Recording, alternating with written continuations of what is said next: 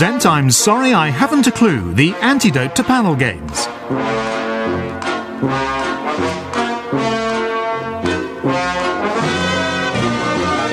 At the piano is Colin Sell, and your chairman is Jack D.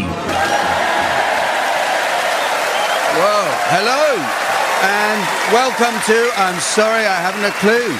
You join us this week in Norwich, in the fine county of Norfolk.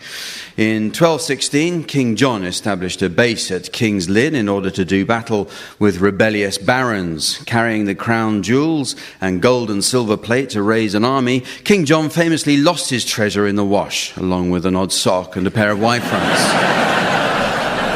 Norwich is rightly proud of the high standard of its educational establishments. The King Edward VI School for the Sons of Gentlemen was established in 1547, while 1936 saw the opening of the King Edward VIII School for adulterous Nazi sympathisers.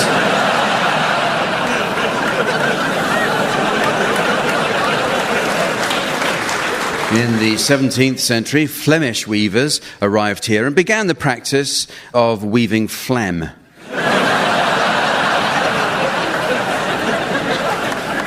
Norfolk is the least densely populated county in England. The county with the densest population is Essex.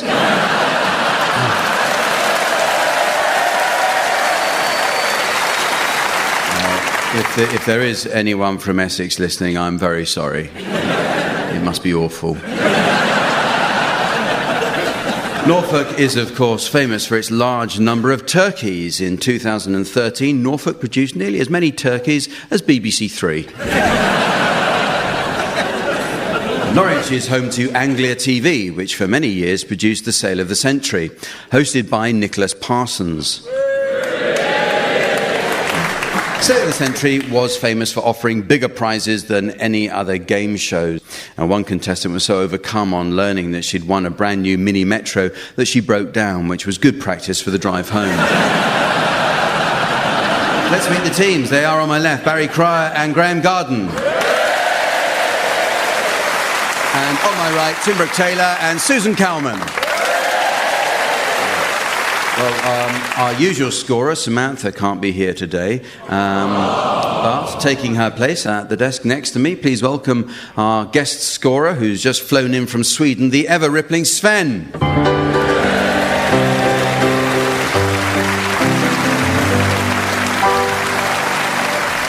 Well, we start this week with a fascinating look at the world of marketing. Nothing is more important than a brand name, but this can be used carelessly. In the 1960s, a well-known petrol company claimed that your car will run better on BP, leaving customers wondering how many Bs it would take to fill a tank. Now, obviously, getting your product branding right is paramount. So, teams, I'd like your suggestions, please, of product names that might have gone horribly wrong with the addition of one extra word. Barry, you can start, please. Alan Sugar Puffs. Tim. Sex Toys R Us. Susan. Short and curly whirlies. Graham. McCain's oven-proof chips. Alistair Campbell's soup. Holiday Inn Hell. Waterford crystal meth. Ex-Virgin Trains. Pol Pot noodle. Skid Marks and Spencer Underpants.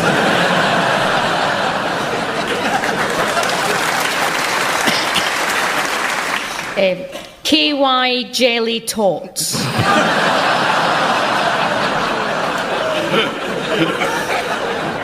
Full Brazilian coffee beans.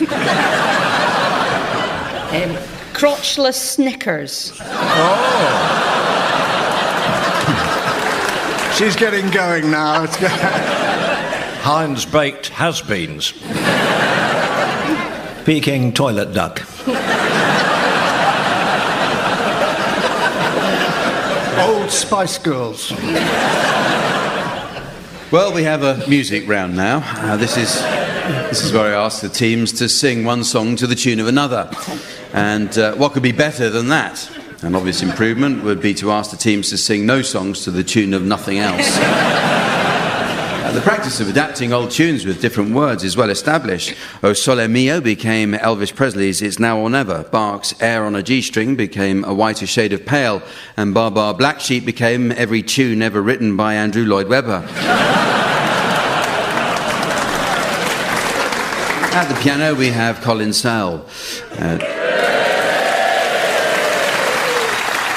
Listeners may be interested to learn that Colin once enjoyed success with R.E.M., AC/DC, ELO and U2, which made him the All Orpington Scrabble champion. Okay, we'll start with you, please, Barry. Oh. And I'd like you to sing the words of Come Into the Garden, Maud, to the tune of The Stripper.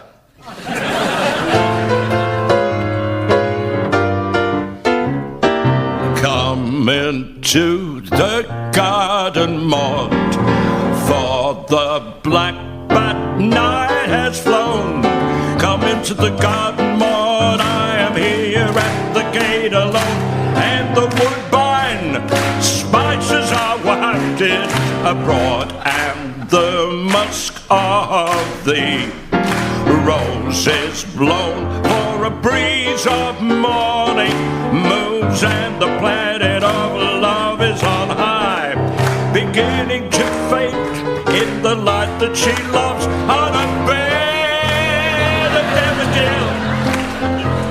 Sky to fade in, the light of the sun she loves to fade in its light, and to die all night. And the roses heard, the flute, violin, bassoon all night, as the casement jasmine stirred till silence fell with the waking bird.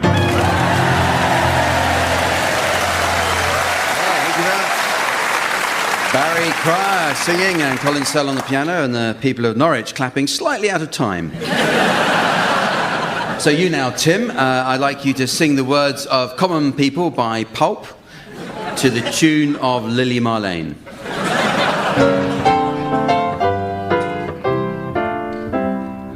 She came from Greece, she had a thirst for knowledge. She studied sculpture at St. Martin's College. That's where I caught her eye. She told me that her dad was loaded. I said, in that case, I'll have a rum and Coca-Cola. She said, fine, and in 30 seconds time, she said, I want to live like common people. I want to do whatever common people do. I want to sleep with common people. I want to sleep with common people like you. What else could I do? I said, I'll see what I can do.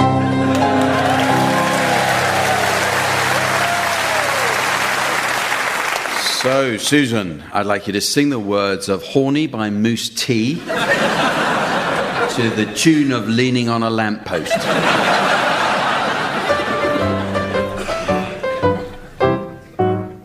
You got me horny in the morning, and you know I tried to call you, but I can't find the telephone. I sent a message through the internet, but it got rejected. I wrote you a letter and I sent it through the post. The post, it takes so long, so I got to sing the song to let you know how I feel. What's the deal, baby? And I can't wait for you and the things you make me do. My heart is ringing so high. I'm singing this song for you. I'm horny, horny, horny, horny, horny, horny, horny, horny, horny, horny, horny, horny. I'm horny, horny, horny, horny, horny, horny, horny, so horny tonight.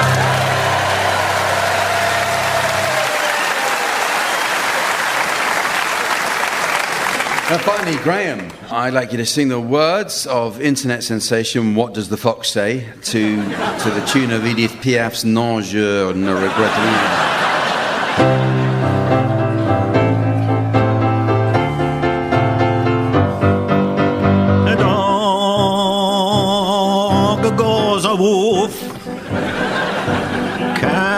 Cat goes meow, bird goes tweet, mouse goes squeak, cows go moo, and frog goes croak, and the elephant goes toot. Ducks say quack and fish go blub, and the seal goes ow, ow, ow. But there's one song that no one knows. What does the fox say? Ding, ding, ding, ding, ding, ding. Ding, ding, ding, ding, ding. Ding, ding, ding, ding, ding, ding. What the fox say? Wap, ba, ba, ba, ba, ba, bow. Wap, ba, ba, ba, ba, ba, ba, bow. Wap, ba, ba, ba, ba, ba, ba, bow.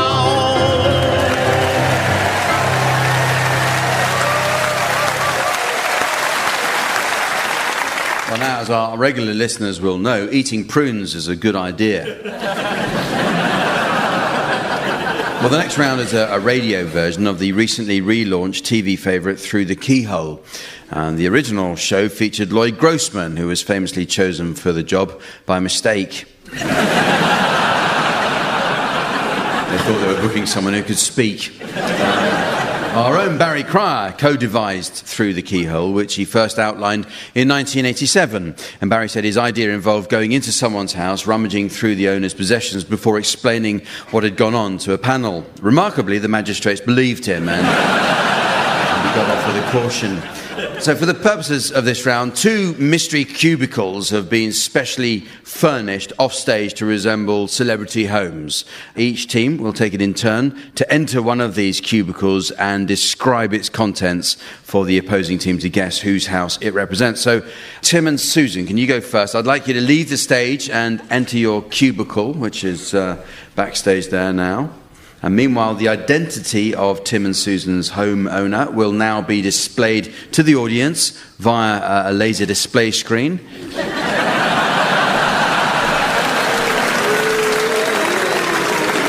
For listeners at home, here's the mystery voice. Michael Gove. Michael Gove. OK, Tim and Susan, are you inside yet? We are, yes. We're here, yes. It's very exciting. Yeah. Can you start describing what you can see, please? Well, what do you think of the atmosphere here, Susan? Well, do you know, it's chilly. It is I would chilly, say. yes. Strangely cold Yes. somehow.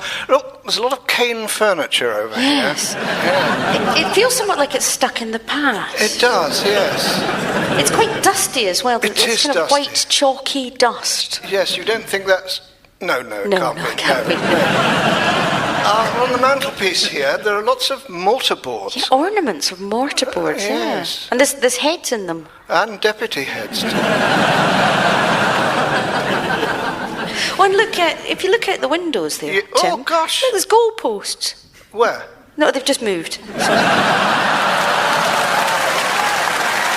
And there's a prescription here. It's Yeah? for someone with a nut allergy. No, I don't get it. Oh, spell it out. Yes, spell it. N-U-T, allergy. Oh. Who lives? Who lives in a house like I this? don't know. OK, right, Barry and Graham, can you try to work out whose house that was? Can only be one man. Yes. Yes, indeed. And who could that be? We think... Michael Gove. It is. Yes, well done. OK, so well done. Yeah, your turn now to enter the cubicle, please, Graham and Barry. While you're doing that, once again, another name for you and the mystery host. Here's the mystery voice for listeners at home. Nigel Farage. Nigel Farage. It's not Michael Gove again. OK, Barry and Graham, can you start describing the contents, please? Well, it's very interesting looking around. Oh, God, I've Yeah. just tripped over another ashtray. There's ashtray, yes. Ashtrays all over the place here. And there's a flag. There's a- Union yes. Jack. And there's another one. Yes. A lot of Union Jack flags all over the place. And a pair of high-vis Union Jack Y-fronts. Yes. Look there. And the kitchen's rather nice, done Yeah. out with the floor made of flagstones. Union Yes. Jack flagstones, I noticed. Yes, and somebody's thrown the Brussels sprouts out. Yeah. I noticed.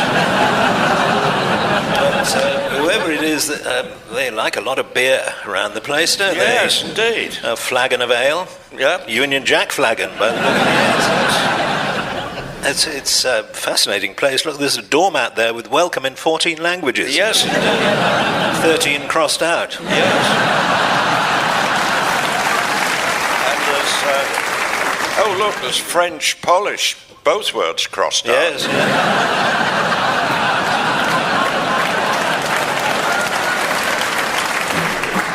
So, who lives in a house like this? Okay, Tim and Susan.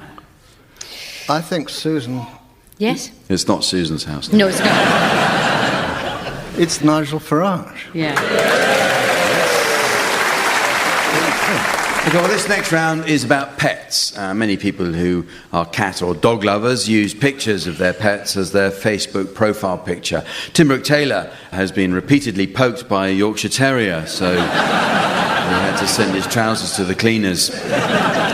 This week's featured pet is the cat. And there are dozens of expressions which include cat references. For example, it may be true that there's more than one way to skin a cat, but it never helped Graham Garden's career as a children's entertainer. So I have some incomplete cat-related sayings and proverbs which I'll ask the teams to finish off, please. You can go first, Graham. This is on you. Can you finish off this cat-related saying for us? Curiosity killed. By Michael Gove.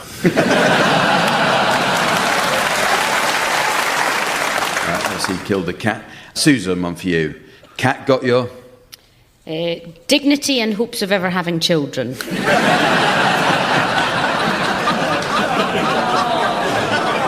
got your tongue. Barry, a cornered cat... Is a strange shape.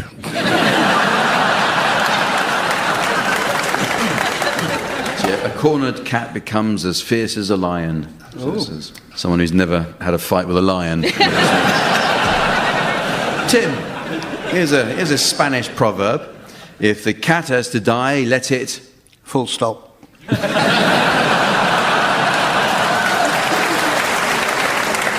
Let it die full.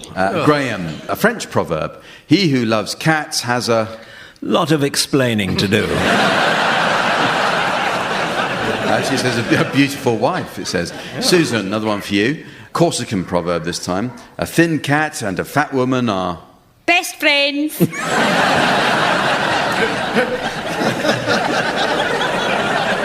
afraid it says are the shame of a household.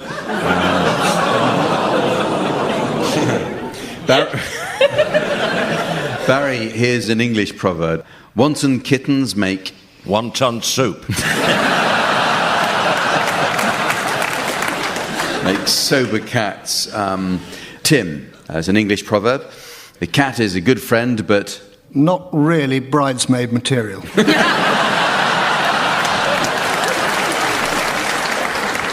She's a good friend, but she scratches. Oh. So, not a good friend, in other words. Okay, here's some for any of you to have a go at. The first one is an English proverb. Better one cat today than... Watching Sex in the City on your own for the whole weekend with your face in a bucket of ice cream.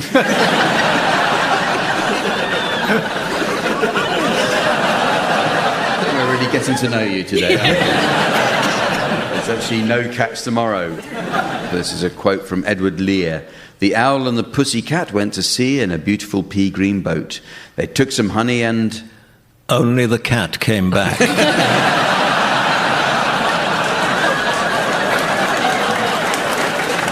Plenty of money wrapped up in a £5 note.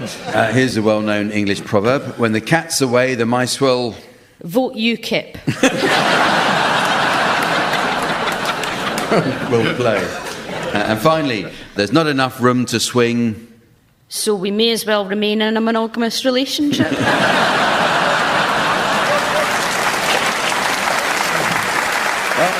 Next round takes a look at how people communicate socially. In real life, we greet each other with good morning or how do you do. But in every episode of The Archers, someone will say, hello, you two, just like Roger McGough at the start of Poetry Please. So in this game, each team will take turns to improvise a letter with the two players alternately adding one word each at a time. The opposing team will then compose the reply. Barry and Graham, I'd like you to start by composing a letter from Julius Caesar to local girl, Boudica, formerly known as Boudicca. And then Tim and Susan will come up with the reply and so on. So off you go, please, Barry and Graham. Dear Boo-Boo, I am about to invade your country. So You must prepare to repel, us. although We have rather a good, battalion which I expect to overrun your country by Tuesday. and Furthermore, I also want to meet you to give my sincere apologies for the mess I made of the patio.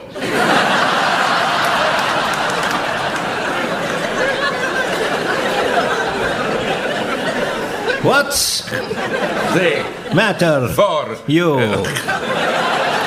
I hear people say? when I arrive. well I don't care for that chariot of yours. because It seems to be very flaming. dangerous.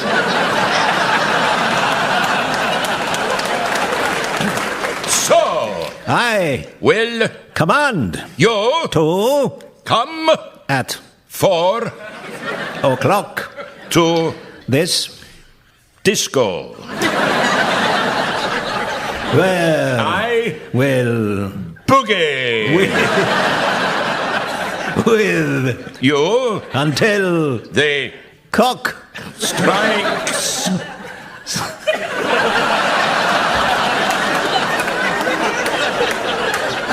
me.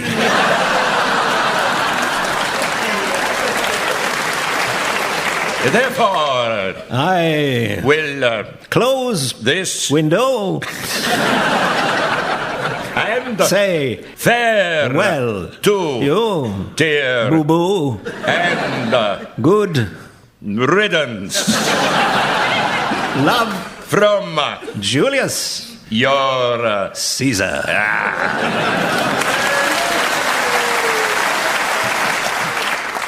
Dear, Julius you, came, you, saw, you, conquered, which was very, lovely. because I, loved the, fireworks, and your, patio. which Was mostly tapioca.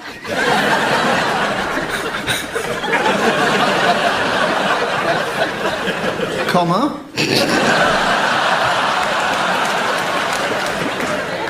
Because I have a crush on you. and I am dribbling. as I think about what you are going to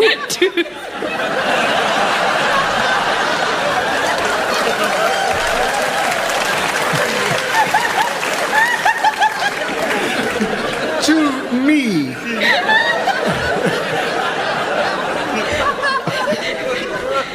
But I am strangely happy to make love repeatedly On The patio.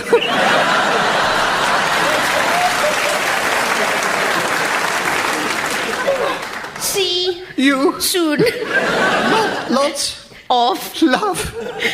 boo-boo.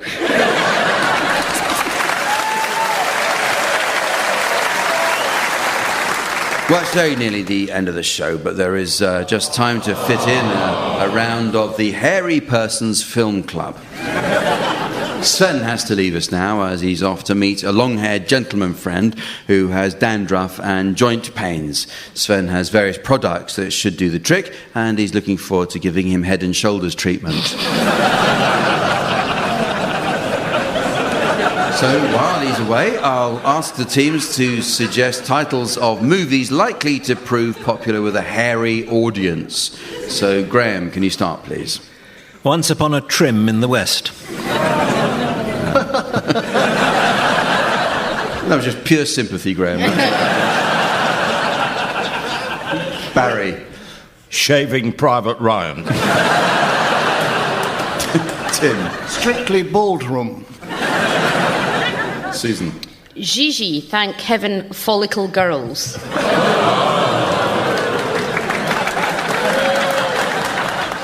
The Hobbit, the depilation of Smaug. Dial M for Merkin.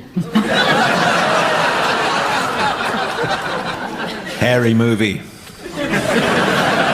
When Harry Met Sally. Coogan's Muff. The Shawshank Extension. Mullet-proof monk. One Comb Over, the Cuckoo's Nest.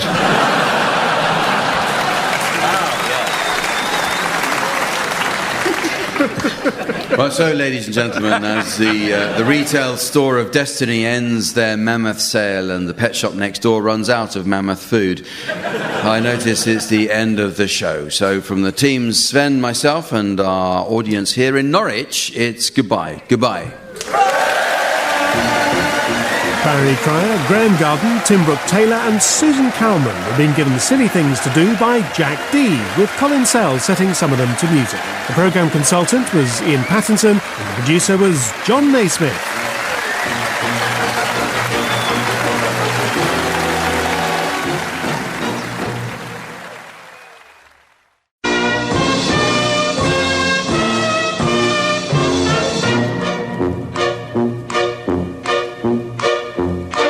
We present I'm Sorry I Haven't a Clue, the antidote to panel games.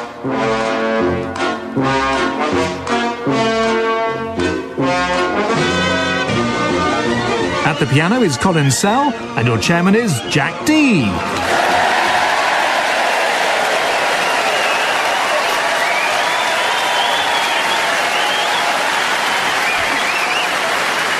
Hello and welcome to I'm Sorry I Haven't a Clue. You join us this week in Scarborough on the North Yorkshire coast. Although there was a settlement here from the Iron Age, the town was only really established in 996 by the Viking Tustig. 2 years later it was burnt down by his half-brother Lansig. After being rebuilt, it was burnt down by Tustig's uncle, King Harold. Rebuilt again, the town was then burnt down by Tustig's cousin Sandvik. And sure enough, Tustig and his family were arrested for insurance fraud.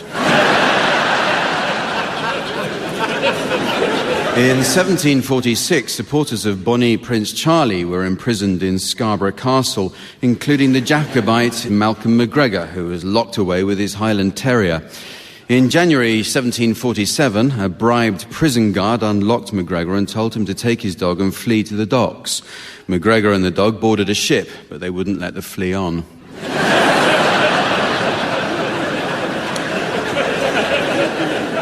Now in ruins, Scarborough Castle was destroyed by the infamous German naval bombardments of December 1914, which also affected Hartlepool, where over 10,000 high-explosive shells landed in one night, causing nearly £7 worth of damage.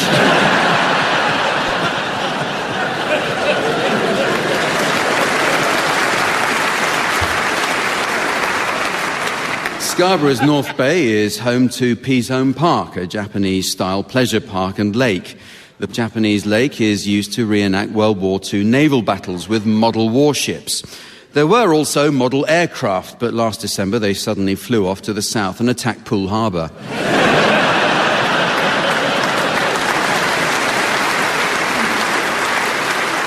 And because of its historic sea routes, Scarborough has close ties with Germany and joined in the celebrations of the 20th anniversary of the fall of the Berlin Wall. Scarborough's mayor was pleased to welcome visitors from the former East Germany, including several balding, overweight, middle-aged men proudly displaying the Olympic medals they won in the 1976 ladies' 100 metres freestyle.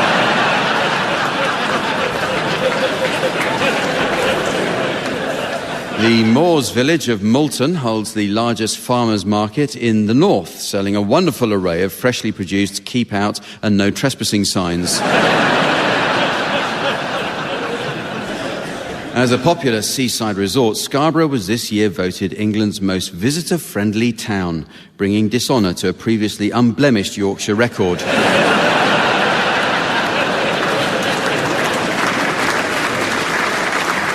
Let's meet the teams. On my left, Barry Cryer and Jeremy Hardy.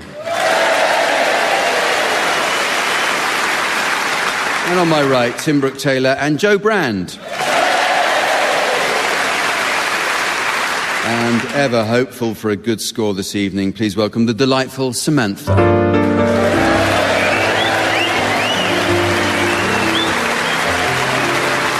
Well, we begin with a round about chat-up lines and how to turn them down. Tim has a brilliant one-liner which puts off advances from groupies.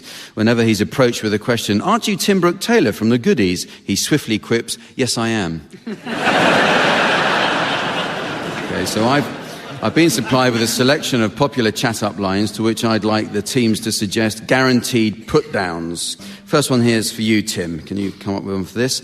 "I think I could make you very happy." Great, and shut the door behind you. Jeremy, here's one for you. "How did you get to be so beautiful?" Standing next to ugly people. How about this, Barry? "I have only 3 months to live." I'll wait. And Joe, "What sign were you born under?" A no entry sign.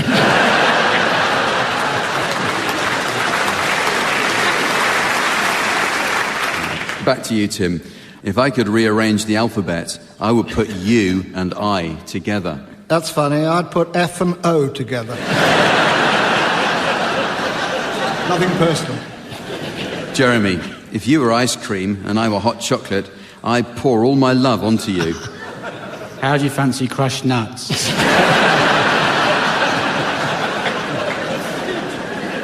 Barry, "Do you have a map? Because I keep getting lost in your eyes." You'll be at home in one of them. I've got a sty in it.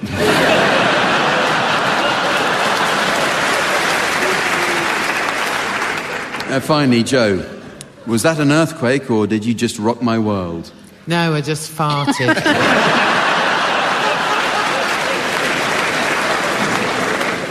Well, here are some chat-up lines for any of you to turn down. "Oh my God, I thought I was gay, then I met you." I thought I was straight and then I met you.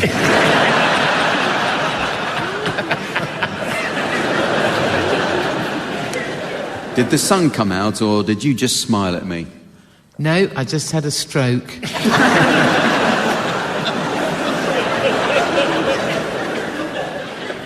"If women were flowers, you'd be the one I'd pick." You might be bindweed, but I'm not going to pull you off.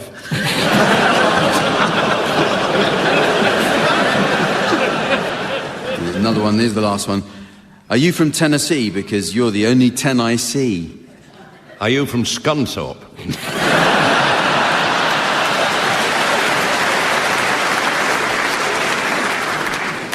It's music time now with the game called One Song to the Tune of Another. Piano accompaniment will be provided by Colin Sell. Incidentally, you may be interested to know that Colin was once invited to produce albums for the Smiths in Manchester before being headhunted by the Snappy Snaps in Wigan. Well, we'll start with you, Barry. I'd like you to sing the words of "Who's Afraid of the Big Bad Wolf" to the tune of Durham Town.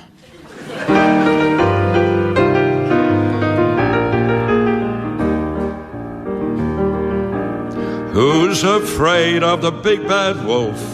Big bad wolf, big bad wolf. Who's afraid of the big bad wolf? Tra-la-la-la-la-la. Long ago there were 3 pigs, little handsome piggy wigs, for the big bad, very big, very bad wolf. They didn't give 3 figs. Number 1 was very gay, and he built his house of hay with a hey toot. He blew on his flute and he played around all day.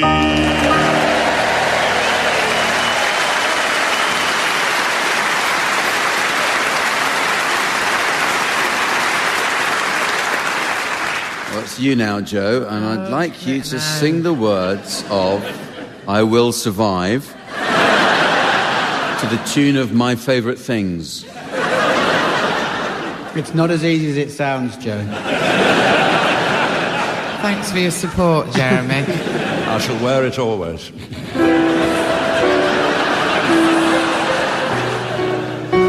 First I was afraid, I was petrified. Kept thinking I could never live without you by my side. But I spent so many nights thinking how you did me wrong. I grew strong. I learned how to carry on, and so you're back from outer space. I just walked in to find you here with that sad look upon your face. I should have changed my stupid lock. I should have made you leave. Oh, no.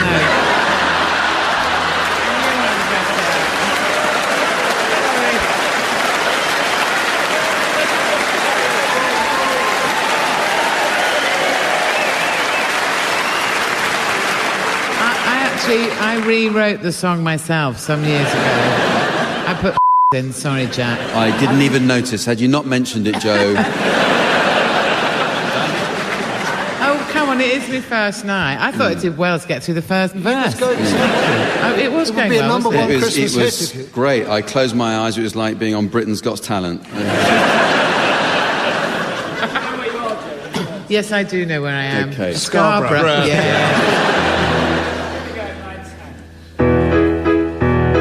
Made you leave your key. If I had known for just 1 second you'd be back to bother me. Go on now, walk out the door, just turn around now, 'cause you're not welcome anymore. Weren't you the one who tried to hurt me with goodbye? You think I'd crumble, you think I'd lay down and die. No, not I will survive.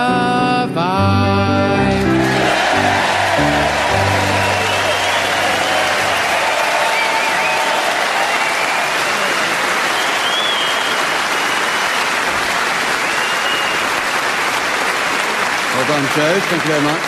Well, finally, Jeremy, I'd like you to sing the words of Papa's Got a Brand New Bag to the tune of Scarborough Fair. Okay.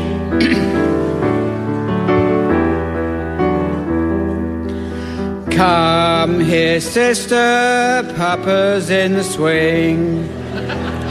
He ain't too hip about that brand new babe. He ain't no drag, Papa's got a brand new bag. Come here, Mama, and dig this crazy scene. He's not too fancy, but his line is pretty clean. He ain't no drag, Papa's got a brand new bag. He's doing the jerk, he's doing the fly. Don't play him cheap, 'cause you know he ain't shy. He's doing the monkey, the mashed potatoes. Jump back, Jack, see you, alligator. Come here, sister, Papa's in the swing. He ain't no drag, he's got a brand new bag.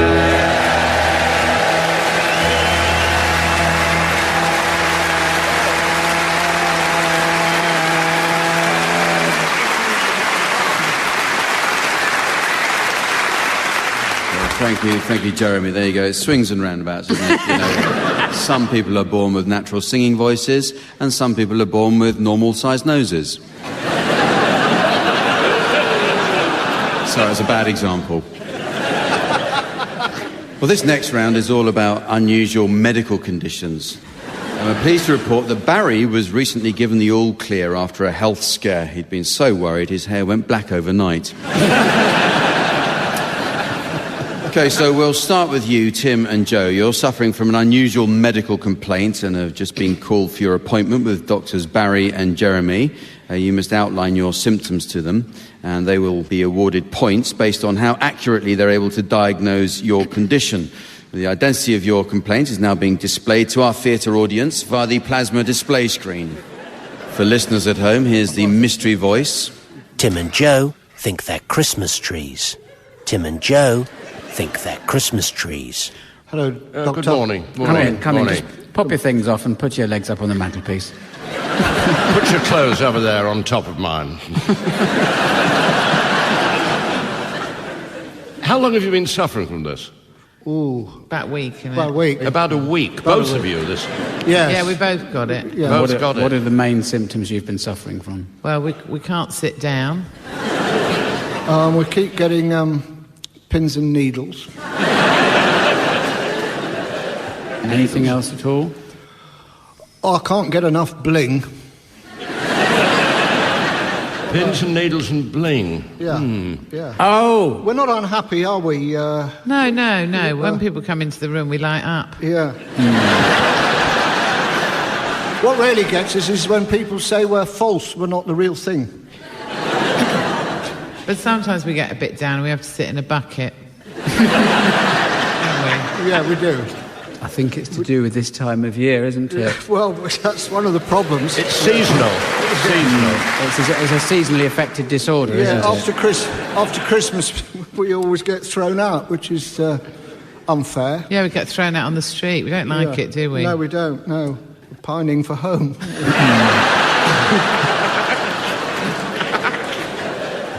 Anything to do with your family tree? We think we're a Christmas tree. Correct.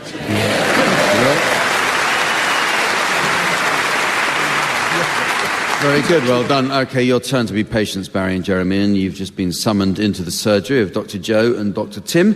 The identity of your mystery medical condition will now be displayed to the audience via the laser display board, while here again is the mystery voice for listeners at home. Barry and Jeremy think they're a pair of curtains. Barry and Jeremy think they're a pair of curtains. Good afternoon. Good afternoon. No, you can put your pants back on. We haven't got much time, so what seems to be the problem?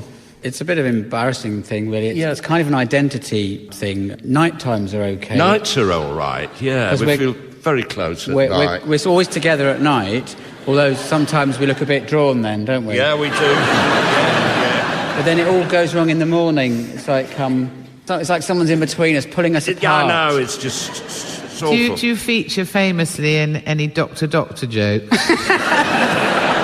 you could... Oh, is that the Invisible Man? I've had a particular crisis. Oh, well, yes. I came off the tracks completely. Did you? And I just collapsed on the floor. Oh, it was awful. And then you couldn't really help, could you? No, I was stuck on the other side, you know. I mean, can I just say it's not as bad as you're describing. Just think you could go blind.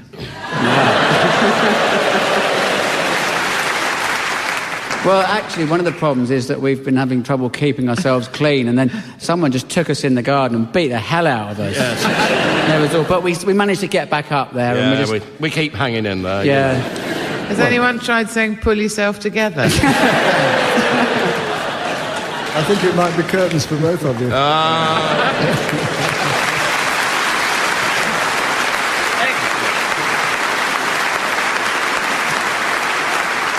And now they say in this business that if you want a great show, get a great title. For example, think of Michael Burke's Radio 4 programme called The Choice, where he interviews people who have made life-altering decisions. A moral dilemma is outlined, while the listener is drawn irresistibly to the choice. Wash the car or go to the shops. OK. Now, I'd like the teams to take the part of continuity announcers trailing radio or TV programmes which have been chosen purely on the basis of a catchy title. Tim. Later on Sky One, a programme exploring the claims that a small amount of alcohol can have an even more helpful effect than Viagra. With absinthe makes the part grow longer.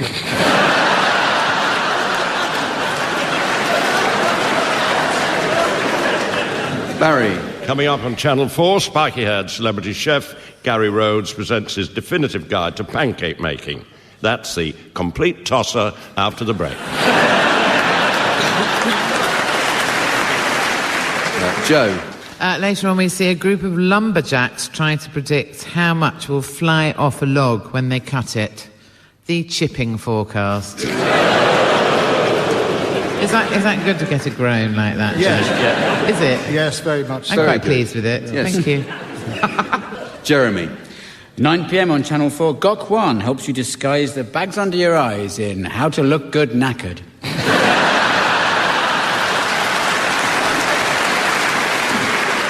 Later on, we see nurses competing to deal with pus-filled boils in Strictly Come Lancing.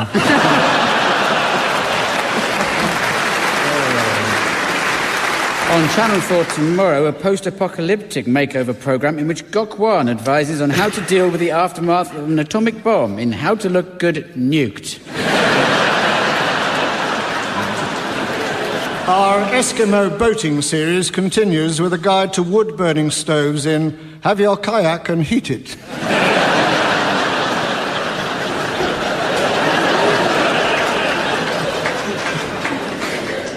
Next on BBC4, rare footage of a legendary concert at the North Pole's only prison, Cash in the Arctic. Later on tonight, a documentary in which my husband and I star, and we talk about our longest night of love. Just a minute. A minute? Blimey. Tomorrow on BBC Two, a new cookery programme for cannibals, One Foot in the Gravy. And tomorrow morning, Woman's Hour moves to television and becomes PMTV.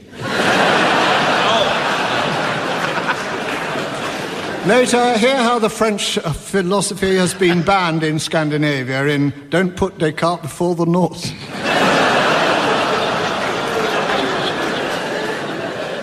All finished, teams? Oh. Professionally, Actually, yes. I've been... In actual fact, that wasn't a question.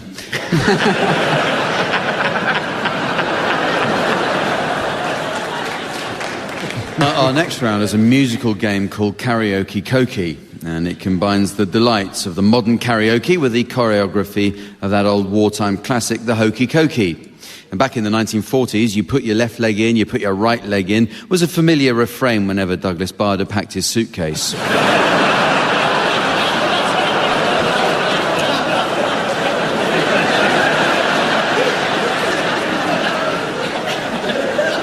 In this round, Colin Sell will play a short introduction to a well-known tune, which the audience should hum for the teams to guess.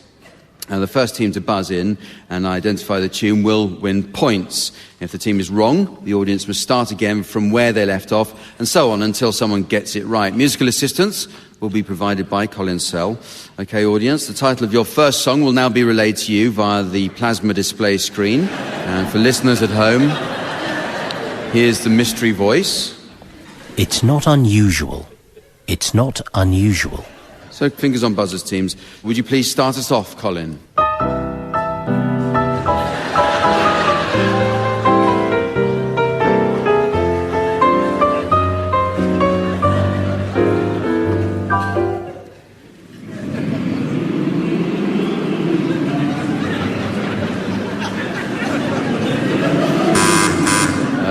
Joe, is it? I didn't know there were any killer bees in Scotland.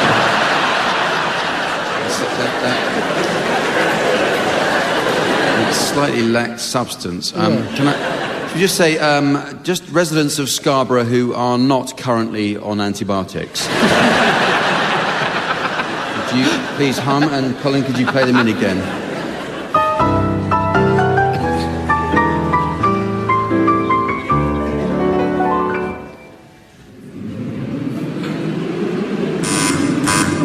Jeremy? It's Smack My Bitch Up by The Prodigy.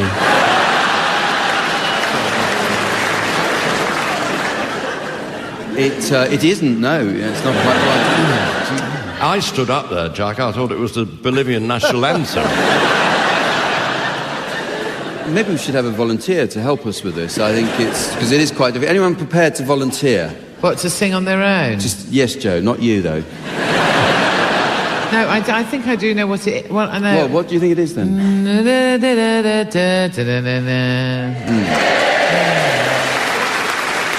it? It's not unusual, yes, Jack? It is, yes. I think we have to try one more, because Joe now understands the idea that if you know it, you actually say.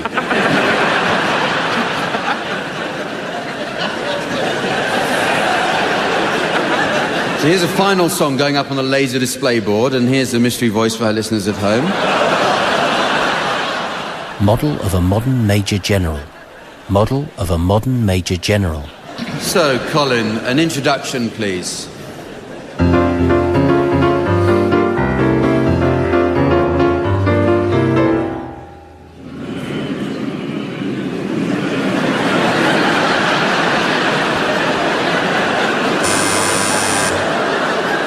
Barry. Is it the laughing policeman? Reduce it down again. I think we just have... Could I just ask the audience to try and take this seriously? Because music is my life. Let's just have people who are secretly thinking of leaving their partner. On the count of 3 now. 1, 2, 3. Would anyone be prepared to give us a rendition of this, a volunteer?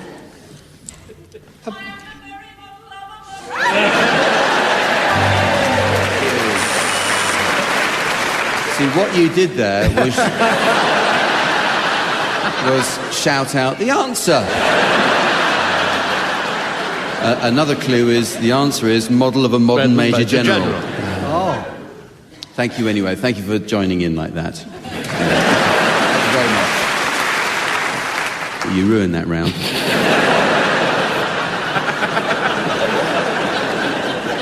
Well, it is very nearly the end of the show, but we do just have time to squeeze in a film club of interest to the motor trade. By the way, we should remind listeners that the car scrappage scheme ends in March, so we've only 3 months left to take advantage of the government cash subsidy to encourage us to trade in older cars and help save the Japanese motor industry. Okay, I'll ask the teams to suggest films likely to be popular with an audience of motor mechanics. Jeremy, can you start, please?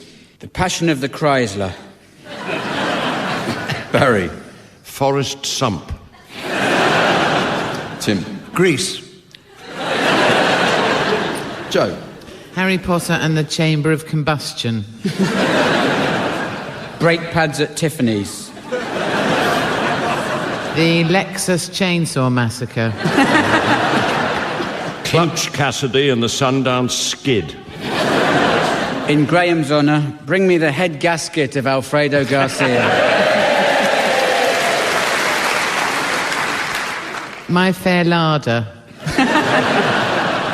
4x4 weddings and a funeral. Pride and Furry Dice. That's near enough, isn't it? Daewoo of a Jackal. Mrs. Backfire. Daewoo at the races. The Daewoo the earth stood still. A Daewoo in the death of Joe Egg. The Daewoo after tomorrow. Where's your gong, Jack, for God's sake? Herbie goes for his annual service. Herbie fails his MOT. Herbie needs extensive welding because of rust on the underside.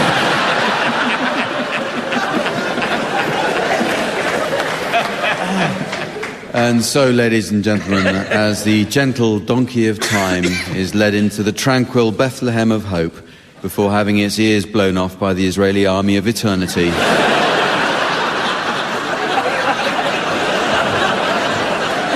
I notice it's the end of the show. So from the team, Samantha, myself, and the good people of Scarborough, it's goodbye. Goodbye! Barry Cryer, Jeremy Hardy, Tim Brooke Taylor and Joe Brand have been given silly things to do by Jack D, with Colin Sell setting some of them to music. The programme consultant was Ian Pattinson, the producer was John Naismith.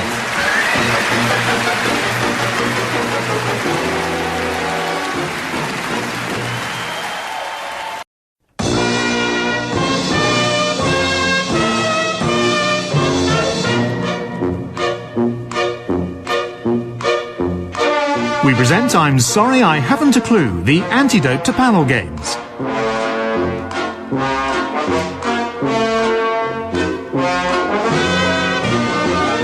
At the piano is Colin Sell, and your chairman is Jack D.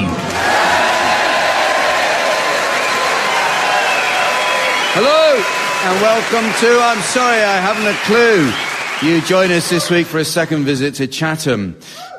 Imagine if the North Kent coast was the French Riviera. Wouldn't that be better?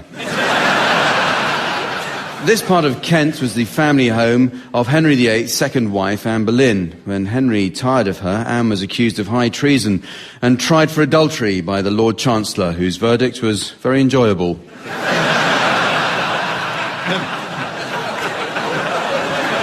One of Britain's earliest railway services was built along the North Kent coast in the 1820s. At the time, it was widely believed that passengers using the line might die if they exceeded a speed of 12 miles an hour.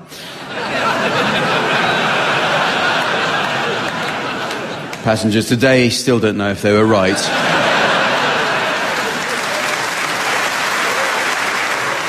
Now, the coast around here is comprised largely of salt marshes on the Thames estuary and is devoted to sheep farming. As the sheep graze mainly on seaweed, the lamb produced from them has a unique flavour, a subtle blend of toilet roll with marine-grade diesel. This part of Kent holds the record for the warmest temperature ever recorded in Britain. On the 10th of August 2003, a figure of 38.5 degrees Celsius was noted in a glass of Chardonnay served in the Gillingham Harvester.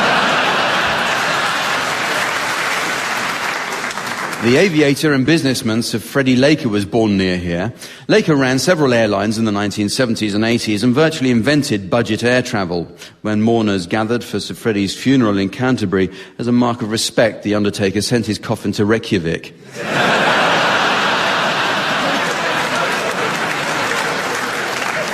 Kelvin Mackenzie, the journalist and media magnate, lived near here for many years. Despite having left school aged 15, Mackenzie became editor of the Sun newspaper, where, with his one GCSE in woodwork, he was known as the Professor. Let's meet the teams. On my left, Barry Cryer and Graham Garden. And on my right, Tim Brooke Taylor and Rob Brydon. And eager as ever to enjoy some hot scoring action, please welcome the delightful Samantha.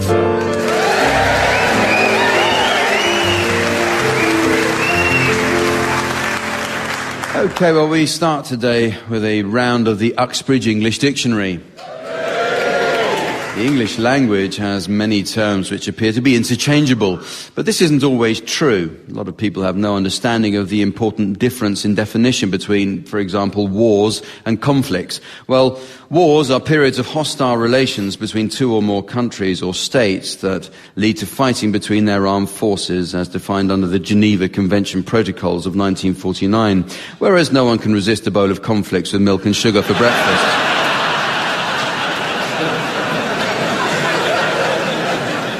But the meanings of words are constantly shifting, so teams, your suggestions, please, of any new definitions you may have spotted recently. Tim, can you start? Magenta. Here comes the Queen.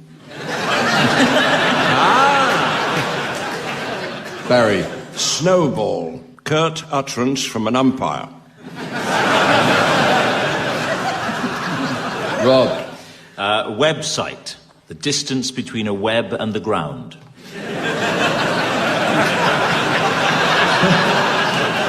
Graham.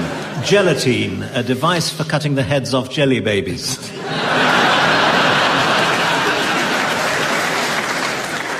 B&B, a hive with a population of 2. Push, what Sean Connery calls his cat.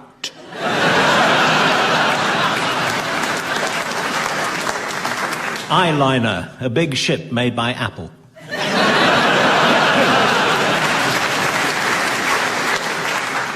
Toll, where you try to put the ball in on a Yorkshire golf course. Mishmash, what Sean Connery will do if he doesn't get to church on Sunday.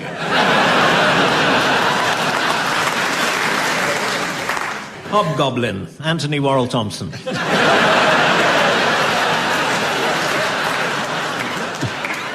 Pastoral, too old for foreplay.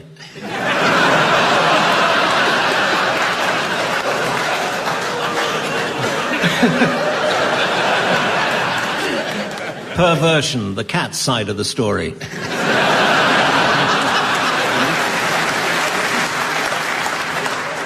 Shit, Oh.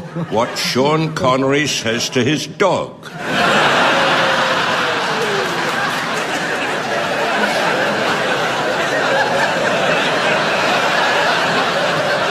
Any more of that, Barry? I'm calling the nurse. The teams are going to sing along with a selection of well-known discs now in the round called Pick Up Song.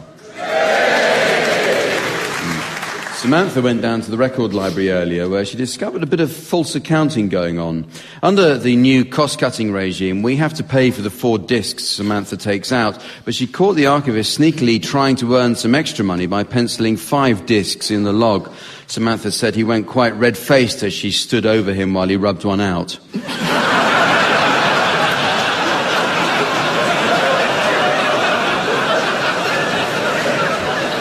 Samantha is back at the turntable and ready to give the discs a spin. You should sing along, teams, and continue when Samantha turns the volume down. If when the music returns you're within a cheesy quaver of the original, I'll be awarding prizes. And prizes mean what I've never won in the Reader's Digest draw. What do prizes mean?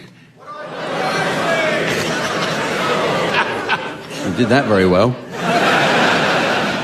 This week's prize will delight any dog breeder who likes his pet's birthday parties to go with a bang. It's this handsome tube of canine jelly.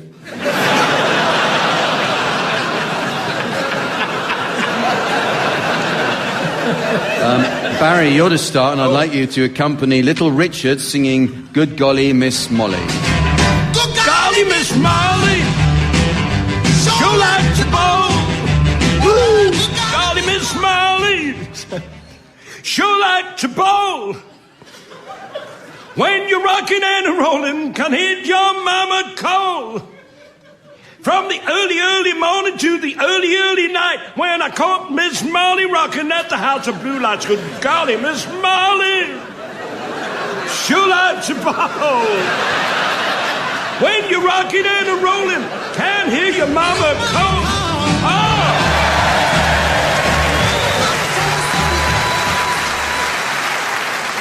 That was Barry Cryer there, who's been known to have bathroom tiles walk out on him.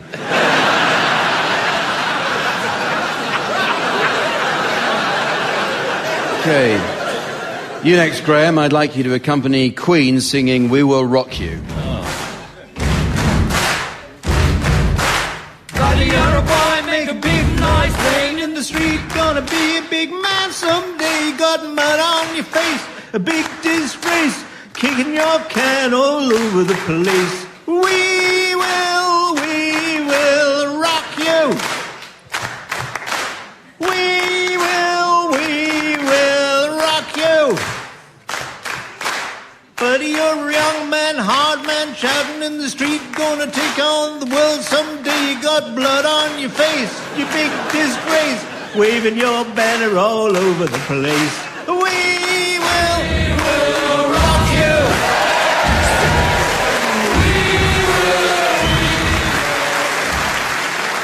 Well done, Graham, and to those of you who clapped along, perhaps I didn't explain the game properly.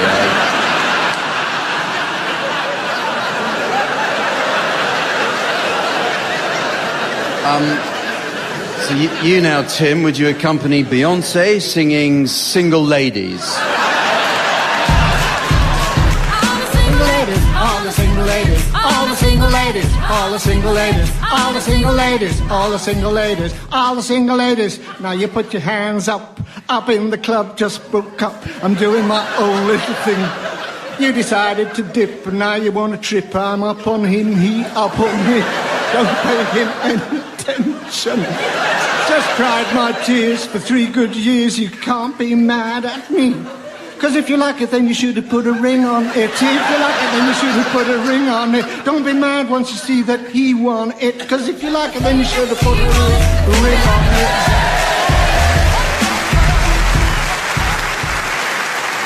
Thank you, Tim.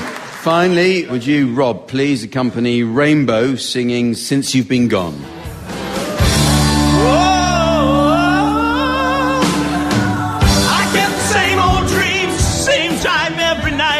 Fall to the ground and I wake up. So I get out of bed, put on my shoes, and in my head thoughts fly back to the breakup. These 4 walls are closing in. Look at the fix you put me in. Since you've been gone, since you've been gone, I'm out of my head, can't take it. Can I be wrong? But since you've been gone, you cast a spell, so break it. Whoa, whoa, oh. Since you've been gone.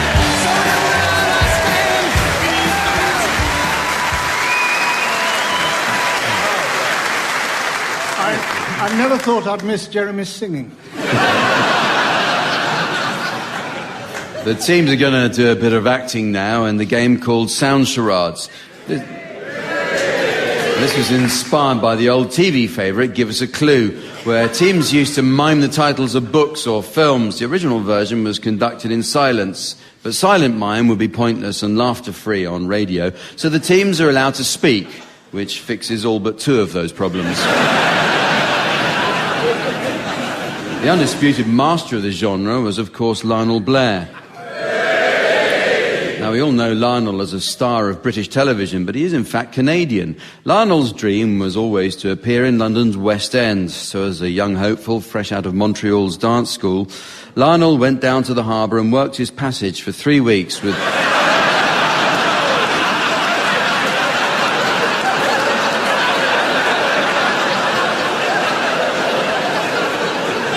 Then he went to the airport and flew to London. Tim and Rob, you're to start, please, and your title will shortly be displayed to the audience via the laser display screen. And here's the mystery voice for listeners at home. Man in a suitcase. Man in a suitcase. It's 4 words, and it's television. Good morning, sir. Do you have any items of luggage to check in? Just this one. Right, pop it on the scale for me. Thank you. Did you pack it yourself? Yes, I did. No, he didn't.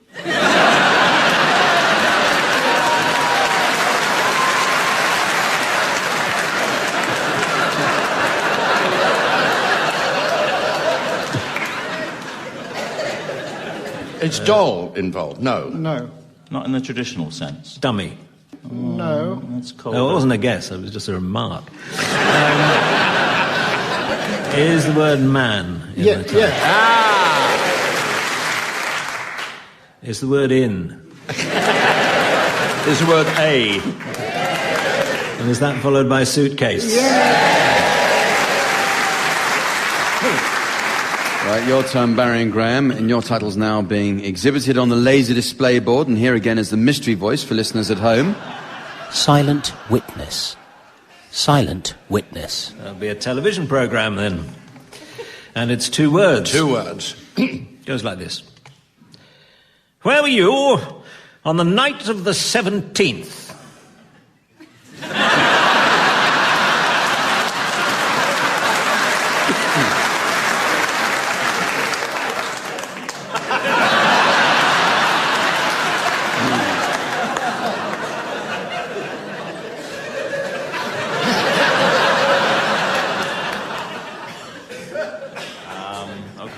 So 17th, 16th, 18th. 18th. Oh, you're so close. Take it from the audience. The audience are trying to help you. Is the word groan in the title? Above suspicion. No. You're in the right area. What were the two roles we were playing there? God knows. You didn't say anything. You didn't say a word. It was just... Yes, I knew it. What? Why are you clapping? What was my state? Oh, I got it. Tim, I've got it. Oh, good. I've got it. Do you want to have it? No. Silent witness.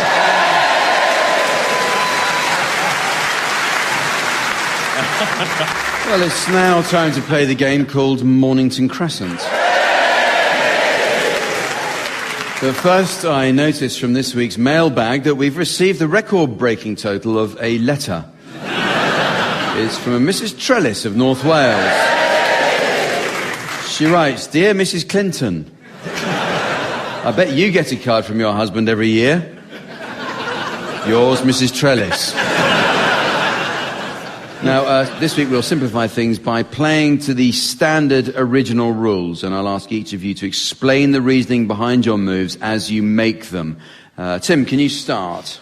Well, I start obviously with Mile End. Why would that be? Well, that's the standard original rule. That you start with Mile End and then work. Is it? Yeah. Well, you know that.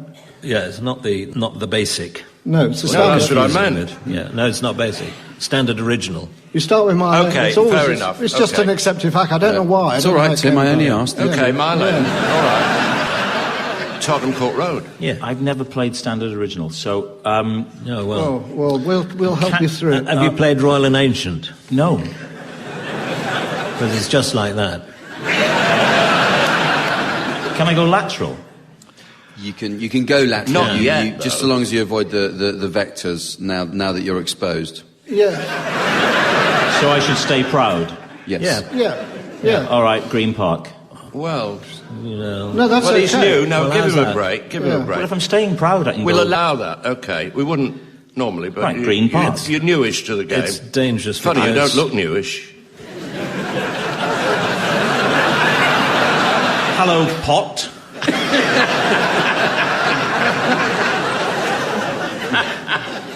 Now, Anyway. I have to be careful to avoid nip here, don't I? Yes. So I will go for Parsons Green. Good. Because Yeah. that is a 7 under 5. They're cusping. Yeah, but you've made it impossible for me to go anywhere but back to Mile End. Yeah. Well, exactly. Well, that's not terribly helpful. No, you're kettled. I think it's worse than that. Is He's that a been worse- rear kettled, isn't he? Yeah. Clapham Junction. Why? You're following a 7 and a 5. Well, we say through on Clapham that. Common if we have to, but surely Okay. Clapham Junction should Okay, be... okay. Clapham Common. Wandsworth Common. Directly on. Obviously someone who's been to prison.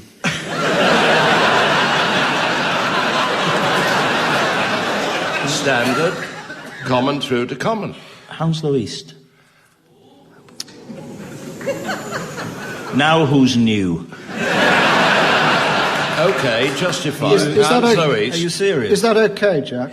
Well, strictly speaking, no. I Yeah. mean, after the 1923 convention, This is when a joke. when This the is originals, just a joke. No, just... Well, I would thank you just to take it a little bit more seriously than that, Rob, because it means an awful lot to an awful lot of people. Well, not the way you're playing it. Not the way you're playing it. We're This playing is a joke, and that's not just- something I ever thought I'd say to you. You must have played. You must be playing it with your own little rules, with all your own little friends. Yeah. Yeah. Cock. Foster's. Playing into our hands. Yeah. Lucky old you. I'll see your cockfosters. You'll never pull it off. And I'll now raise you a Turnham Green. Mornington Crescent. Oh.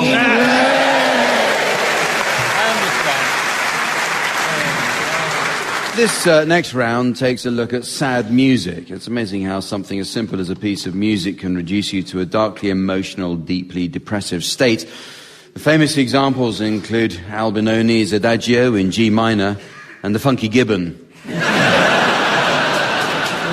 Okay, I'll ask the teams to complete these interrupted lyrics from a selection of well-known sad songs. Graham, can you start with this one? Complete this. I was all right for a while. I could smile for a while. But I saw you last night. You held my hand so tight. When you stopped to say hello, you wished me well. You couldn't tell that I'd been... worming the dog.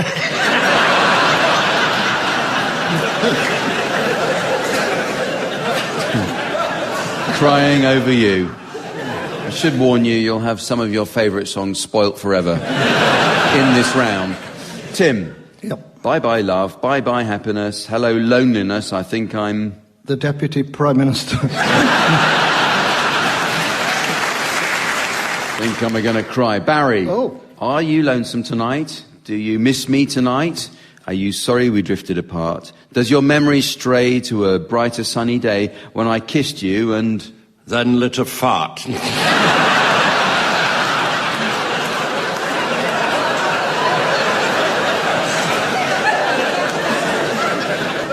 Called you sweetheart, in fact. Rob, here's one for you. And you don't have to sing it, just complete the lyrics.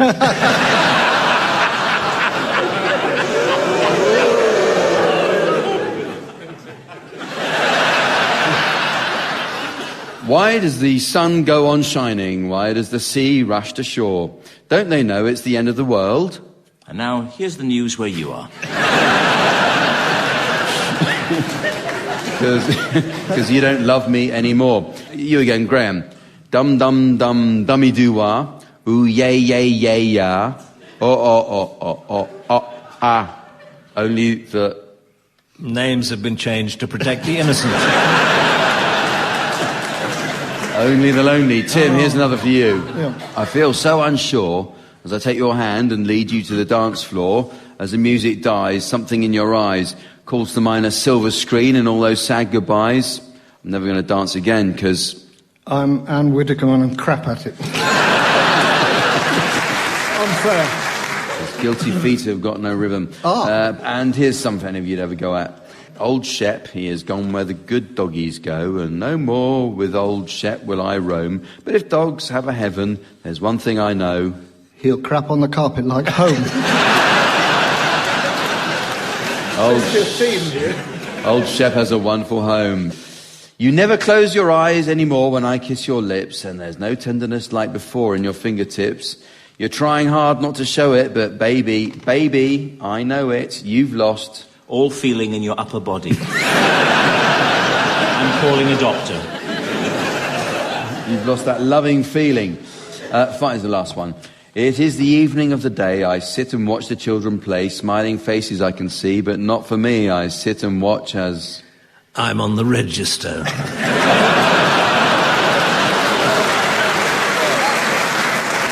As tears go by. Well, it's music time again with Swanee Kazoo.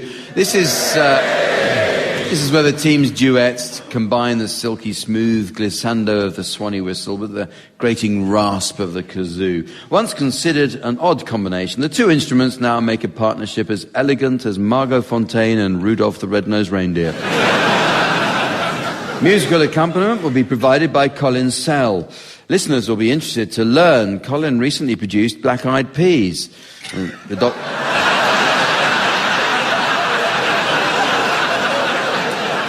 doctor put him on antibiotics. Tim and Rob, you can start, and I'd like you to provide us with a rendition of those magnificent men in their flying machines to feature Rob Brydon on the kazoo and Tim Brooke Taylor on the Swanee whistle.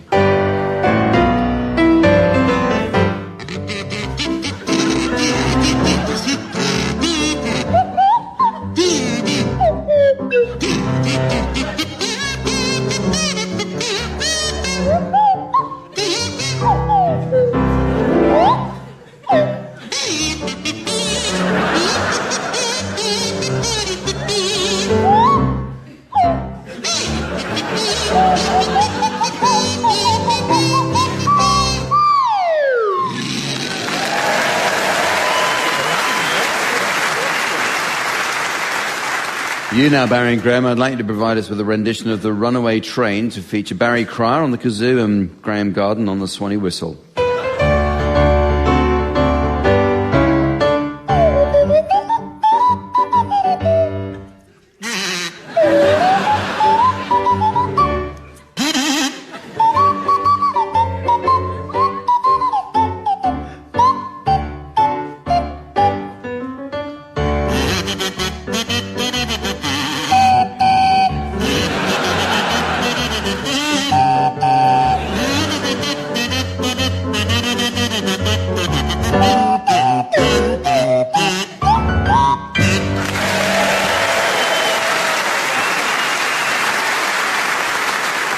Well, ladies and gentlemen, it's very nearly the end of the show, but there is just time to fit in a round of Indian Restaurant Songbook. Indian restaurants are now the most popular places to eat out in Britain, but it is best to avoid any called a taste of the Raj. Before you get fed, the waiters hit you with long sticks and make you build a complicated railway system. So teams, I'll invite you please to suggest song titles likely to appeal to diners in an Indian restaurant. And maybe you could start, Rob. Well, it's not a specific song, it's just anything by Andrew Lloyd Webber and Pilau Rice. Harry. The curry with the fringe on top. Tim. It's my chapati and I'll cry if I want to. Graham. My poppadom told me. Coma, chameleon. Ring of Fire. The wonderful thing about tikkers. Ain't she sweet and sour? Gone all Chinese. Moved down the road suddenly. Rice, said Fred. That one by the Beatles, Lamp and I Love Her. Lamp and I Love Her. And I Love Her was the song, and what I did was I put Lamp Sanda front. Return to Sender. That's just a song. Well, ladies and gentlemen, that's the end of the show, and unbelievably the end of another series. It is amazing. It's amazing how time flies when you're enjoying yourself. You come in here at 6:30, settle down, waiting for the jokes, and before you know it, the kids are grown up. So from the team, Samantha, myself, and our audience here in Chatham, it's goodbye. Goodbye! Barry Cryer, Graham Garden, Tim Brooke-Taylor and Rob Brydon were being given silly things to do by Jack D, with Colin Sell setting some of them to music. The programme consultant was Ian Pattinson, and the producer was John Naismith.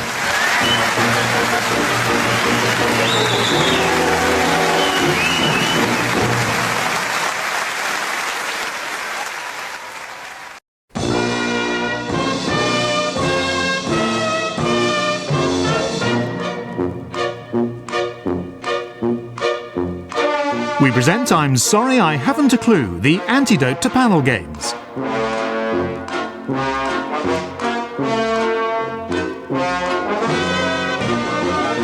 At the piano is Colin Sell, and your chairman is Jack D. Hello and welcome to I'm Sorry I Haven't a Clue. And we are coming to you from the BBC Radio Theatre here in the glittering heart of London's corporate office district. Today we find ourselves in an empty theatre, nothing to do with COVID regulations, just an unfortunate ticketing error. The box office inadvertently revealed who was on the show. This series we'll be visiting each nation and region of the UK through the magic of the internet. And tonight our virtual audience all come from the south of England.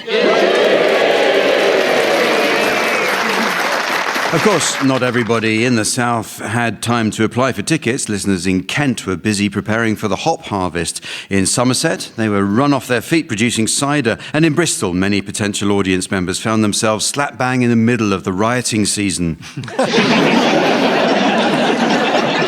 The capital's most famous theatre is the Globe on London's South Bank. Back in Elizabethan times, the Globe would host daily open-air productions of Shakespeare's plays. Even more popular than these were the cloudless summer evenings when the Globe reopened as Ye Olde Planetarium. This year, Buckingham Palace announced they'll be opening up their gardens to the public for picnics. Guests are reminded they won't be invited into the palace and are highly unlikely to meet Prince Charles or speak with any senior royals. The event has been branded the Prince Harry Experience.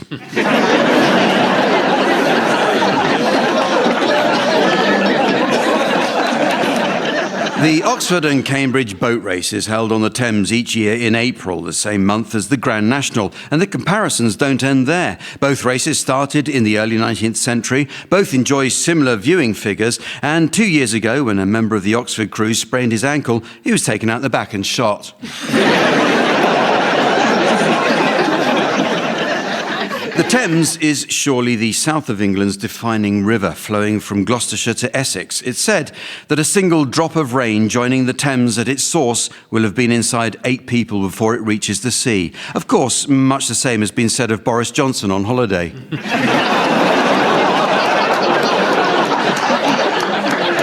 To the east of London is Essex, whose attractions include the Tiptree Jam Museum, which honours the county's age-old tradition of preserve making.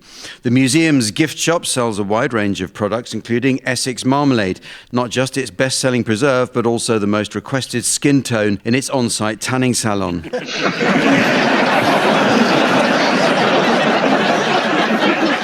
The county of Suffolk is home to the National Jockey School. The school boasts an excellent reputation, and a recent Ofsted report rated it good to firm in places.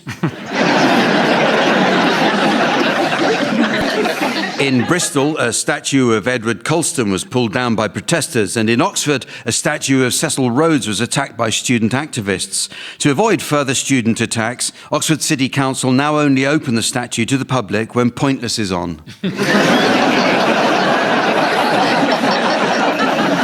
The county of Cornwall is rapidly gaining a reputation as the UK's premier wine-producing region. At a virtual meeting of the International Wine Awards in Paris this year, one judge described a Bodmin Pinot Noir as giving out notes of dark chocolate, roast beef and burnt toast. Sadly, it was denied a potential gold medal when the judge in question revealed his dishwasher wasn't draining properly. Perhaps the Southwest's most famous attraction is the Glastonbury Festival, which is held on a working dairy farm every other year. On fallow years, the farmer allows his herd to return to the fields to graze on the grass trampled by music fans. Fallow year milk flies out of the gift shop, especially the gold top from the reggae field, which has a street value of £300 a pint. And talking of being put out to grass, let's meet the teams. They are, on my right, Tony Hawks and Henning Vane. And on my left, Vicky Pepperdine and Marcus Brigstock. And taking her place at the desk next to me to enjoy an evening of scoring, please welcome the ever-delightful Samantha.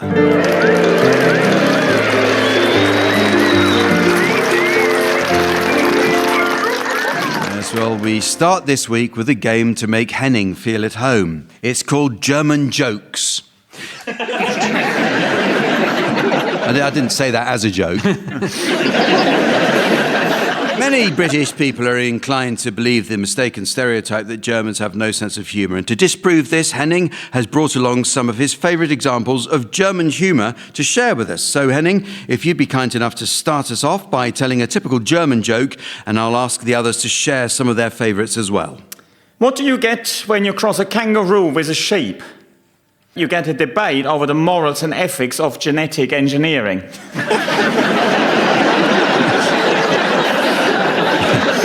Vicky. What do you call a man with a spade in his head? A priority patient. Tony.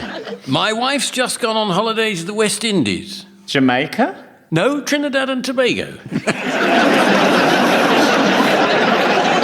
Marcus. How many electricians does it take to change a light bulb? 1. Your mama is so fat, she needs to consider including more healthy choices in her diet, like green leafy vegetables. What's yellow and dangerous? Hepatitis. A man visits his doctor and says, "I think I'm a pair of curtains." So the doctor has him involuntarily committed under Section 2 of the Mental Health Act 1983. How does Bob Marley like his donuts? He doesn't. He has been dead for almost 40 years. Although, I understand he used to like the ones with jam as a filling. A man walks into a pub. He is an alcoholic whose drink problem is destroying his family.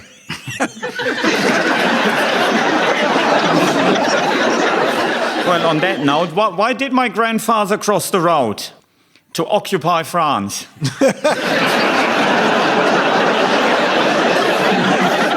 The next round, word for word, is all about words. And in this round, each team takes it in turn to exchange a series of random words, and the job of the opposing team is to challenge if they detect a connection between any of them.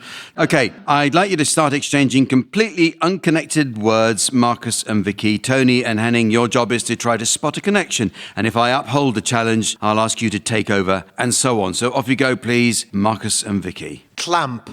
Charity. Flask. Tony came in with a challenge. Well, I bought a flask in a charity shop only about 2 years ago now. Knowing you, I certainly believe that anecdote. And so yes, I there is a connection there you unwittingly stumbled across. So over to you, Tony and Henning. Okay. Phlegm. Shoe. Cathartic. Gubbins. Stem cell. Upheaval. Furlong. Bamboozled. Marcus came in with a challenge there. Yes, I don't think anyone knows how long a furlong is. Every time it's mentioned, I think all of us feel completely bamboozled. It's really the horses I feel sorry for. It's a very good spot indeed, Marcus, and I was wondering who was going to come up with it, so well done you. Thank you. Over to Marcus and Vicky. Asparagus. Nugget. Lewis. Chapter. Potato. Henning came in with a challenge. There is a Hells Angels chapter in Lewis.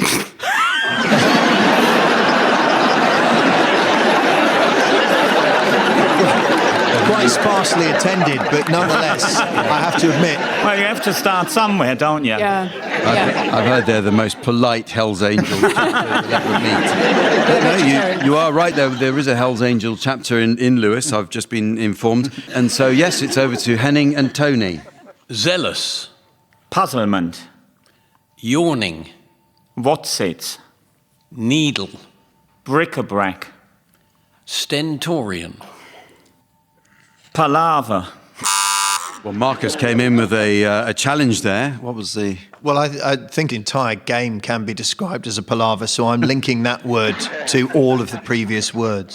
Yes, I think I can give you that. I think that's a perfectly valid challenge. Oh, and there goes the gong. Doesn't time fly when you're having fun? I don't know yet.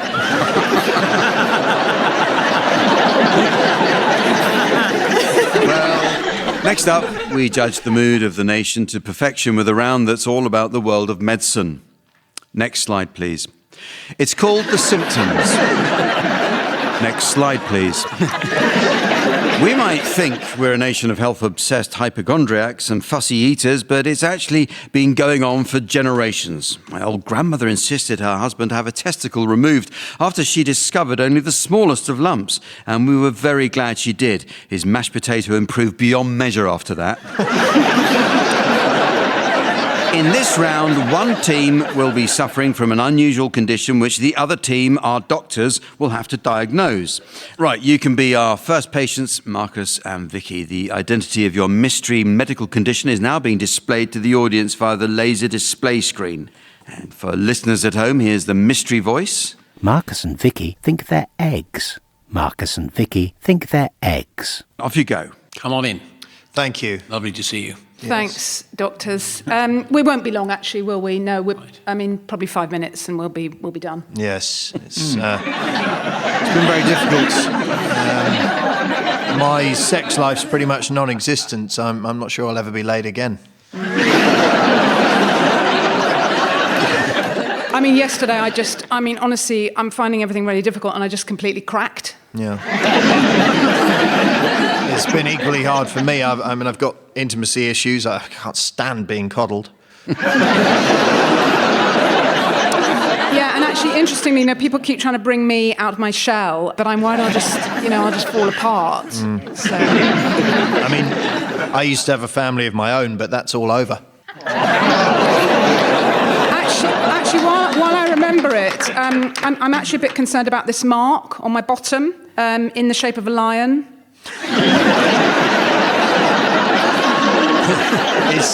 It's been getting worse too. Yesterday I woke up feeling completely rotten and ended up just throwing myself at Matt Hancock.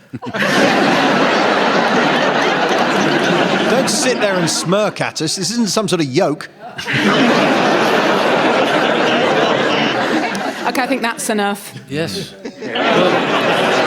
they think they're eggs. Is that it? They think they're eggs? They think they're eggs, they do.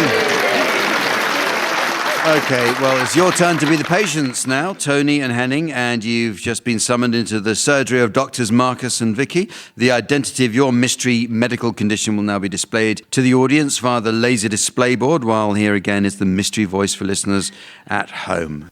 Tony and Henning think they're whales. Tony and Henning think they're whales. So when you're ready, off you go. Morning, do come in. Right, okay. Well, we're feeling, very up and down. Yeah. 1 minute I'm up. Yep, the next minute I'm down. Up and down, up and down. That's me. I'm depressed. Yeah, blue even. Yes, I'm blue.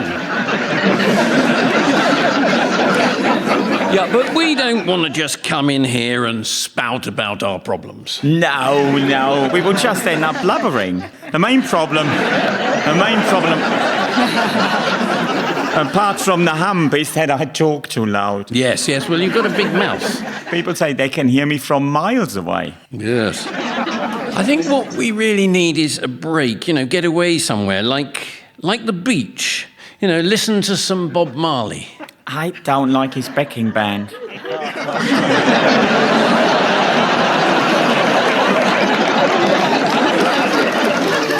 Well, you could still go to the beach, though. Yeah, but I'm frightened if I go to a beach, I won't be able to leave. Yeah. They won't be able to drag you away, will they? Yeah. There is only one thing I'm any good at. Ah, what's that? Well, they say I blow very well. Ah, now that's a job you do very well. Yeah, I'm known for my spectacular blowjob. Yes.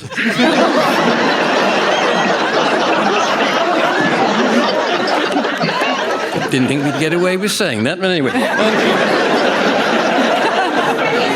But you're definitely blue, not sperm? Actually, I'm a killer. Me too. Let's eat the doctors. Well, Dr. Pepperdine, I have some idea what this might be. Shall I say Yes. what I think is wrong with you two? I think you're whales.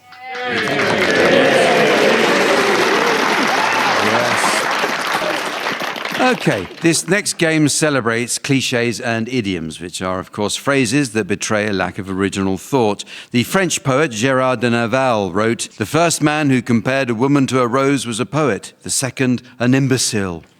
Mr. Nerval didn't last long at Hallmark. In this game, I'd like the teams to suggest some common English cliches and their meanings. So, Tony, could you start, please? His ears were burning. We were talking about him at his cremation. Vicky. I'm going to see a man about a dog. I'm going dogging. Henning. She's too big for her boots. The chemist is widening its doors.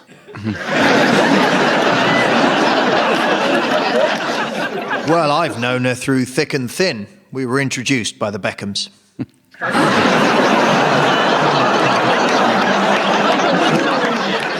You won't hear the end of this. You're listening to In Our Time with Melvin Bragg. Were you born in a barn? This week on Who Do You Think You Are? Jesus. As soon as he had passed, he was walking on air. He didn't see the sign saying beachy head.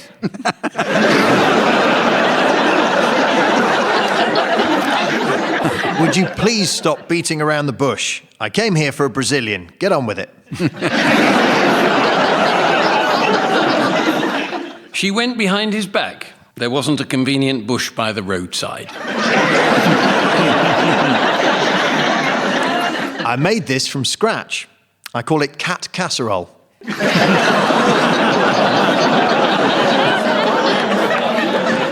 The child is the father of the man. They're from Norfolk.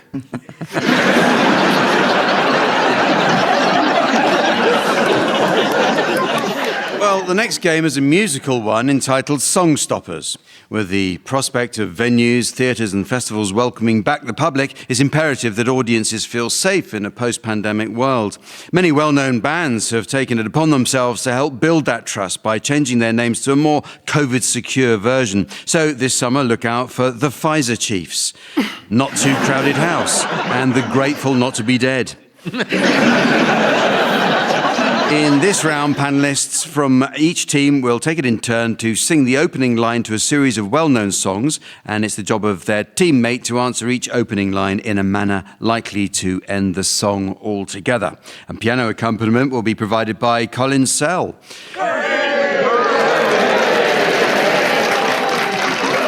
Incidentally, Colin was telling us he once toured with Cardi B. Apparently Cartier was at the dry cleaners. Okay, so you can go first, Marcus and Vicky. Can we have your medley of first lines now, please? The road is long, with many a winding turn. God, I wish you'd used the bloody sat-nav. Tell me lies, tell me sweet little lies. Well, all right, speaking as a doctor, yes, that is a perfectly normal penis.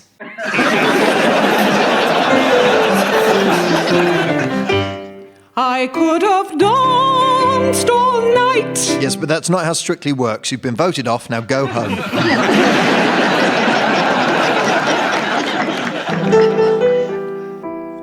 Eleanor Rigby picks up the rice in the church where the wedding has been. And makes an absolutely terrible risotto. Knowing me, knowing you. Is basically how you get a contract to manufacture PPE.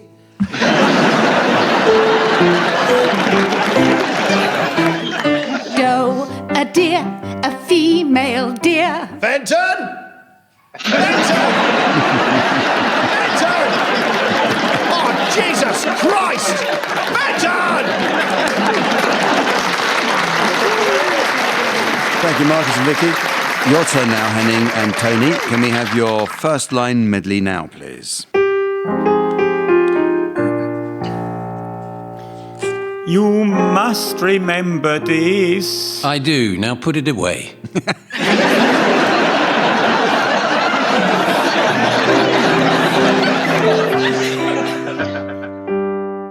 I am just a poor boy, though my story's seldom told. Yes, let's keep it that way.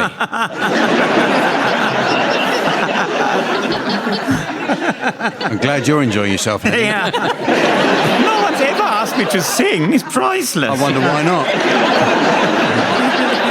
Come on, Cole, play another one. I'm in the mood now.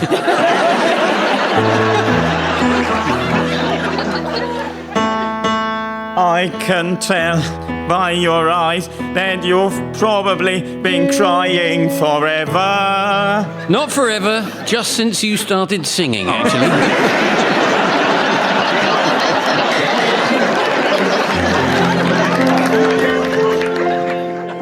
It's been 7 hours and 50 15 days. Can you use the downstairs toilet?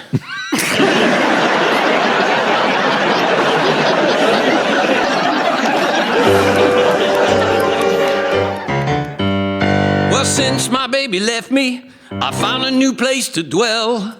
Yes, and welcome to Stevenage.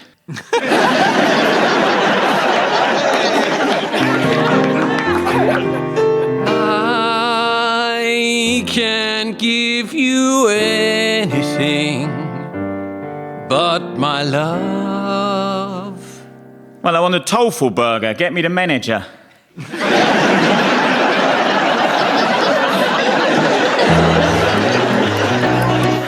She was just 17. Well, you know what I mean. Well, we do indeed, Your Royal Highness.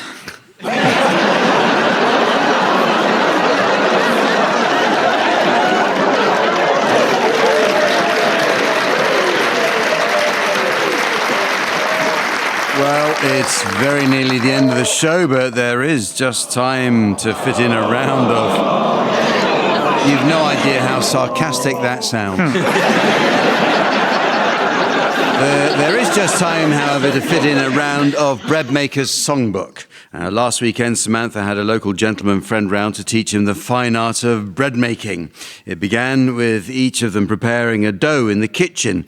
In just half an hour, his had started to rise, and just as soon as it had doubled in size, they were knocking back at his place.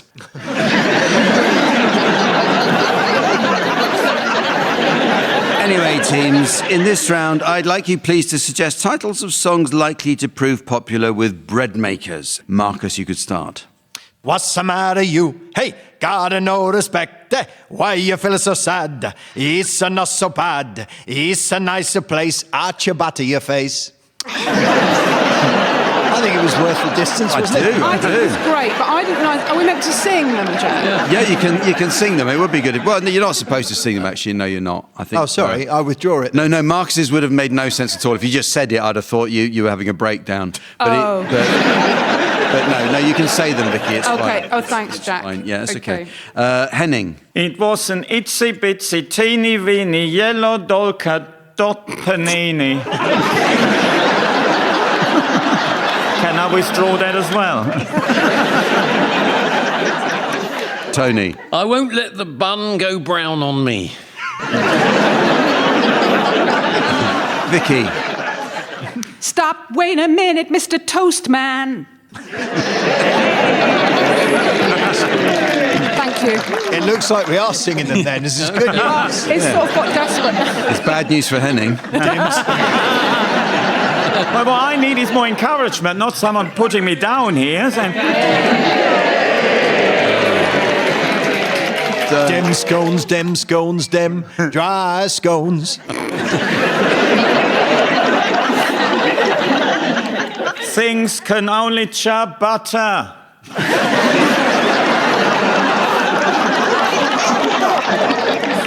That's the way, I slice it, Non, rien de rien, non, je ne baguette rien. Why don't you come on over, Granary? No woman, no rye. You don't bring me flour anymore. I like to prove it, prove it.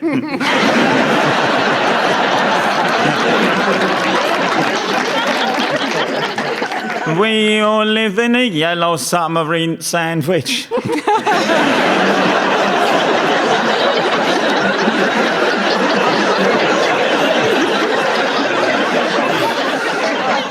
I want to bake 3.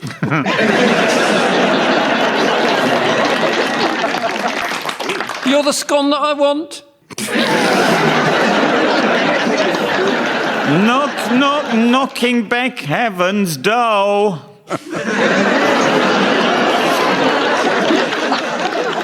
You can leave your baton.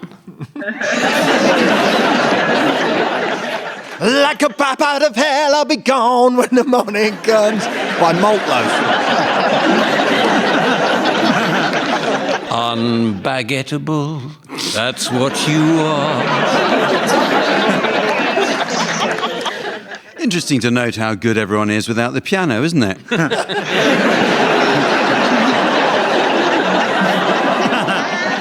Smack my batch up. Old MacDonald had a bum, E-I-E-I-O, la la la la la, and pigs and what have you. He had the full set, he did.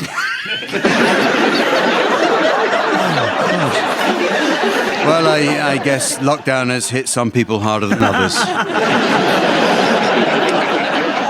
And so, ladies and gentlemen, as the top-heavy tanker of time stymies the Suez Canal of serenity, and the clueless sea captain of calamity receives the P-45 of posterity, I notice it's the end of the show.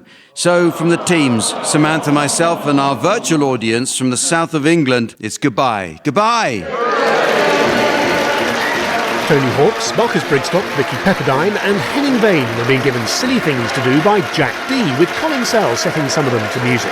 The programme consultants were Fraser Steele and Stephen Dick, and the producer was John Naismith.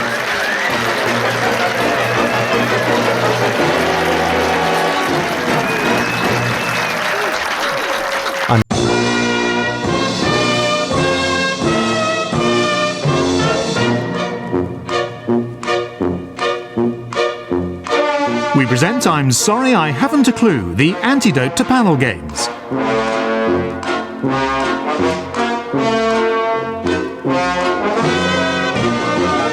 At the piano is Colin Sell, and your chairman is Jack D. Hello and welcome to I'm Sorry I Haven't a Clue. You join us this week on a return visit to the Hampshire town of Basingstoke, whose inspiring civic motto is only 20 miles to Reading. Ruth Ellis, the last woman to be hanged in the UK, grew up here. In 1955, the Home Secretary offered to commute her death sentence to life in prison. Ellis turned the offer down, as having been brought up in Basingstoke, she already knew what a life sentence was like.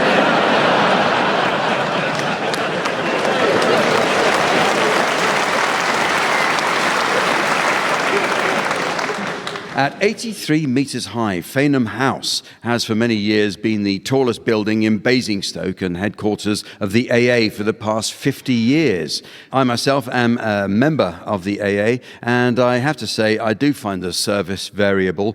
Only the other morning my car wouldn't start, so I called the AA for advice and was told, probably crap in your fuel filter, mate. I did, and completely ruined a very nice pair of shoes.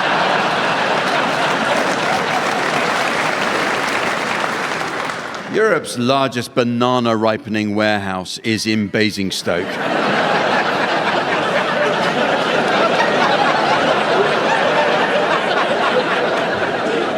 So well done you. Owned by Fifes, it can accommodate over 2,000 tonnes of bananas at any one time. Interestingly, Basingstoke's banana ripening warehouse is right next door to Asda's avocado hardening depot.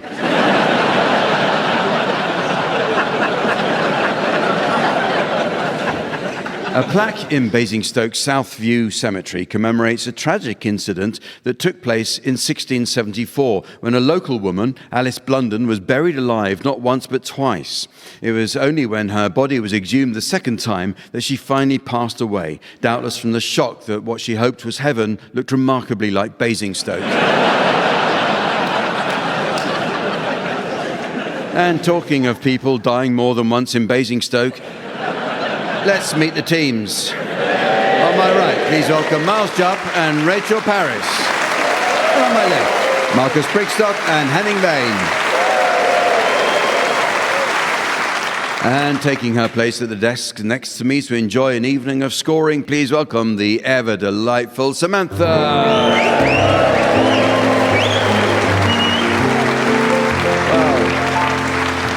Well, we begin this week with a round that's all about quotations. I noticed Mountain Warehouse have recently turned to Shakespeare to help shift their camping equipment in the January sales. Now is the winter of our discount tents. Oh, no, that's classy. Shut your face. And I was pleased to see the great Muhammad Ali referenced by the UK Cystitis Support Association in their slogan, "Float like a butterfly, stings when I pee."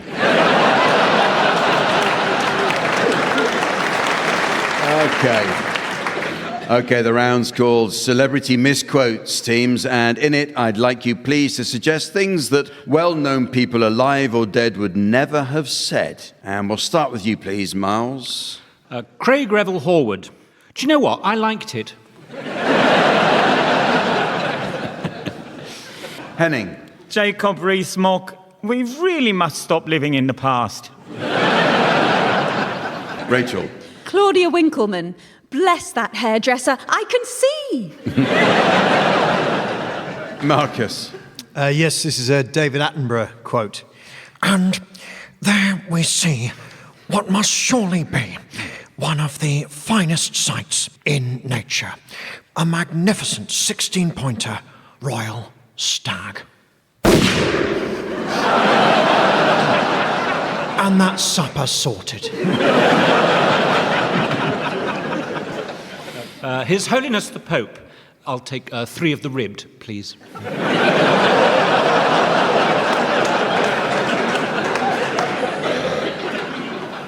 Frankie Boyle.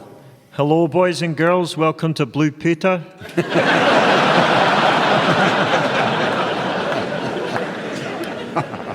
Chris Packham.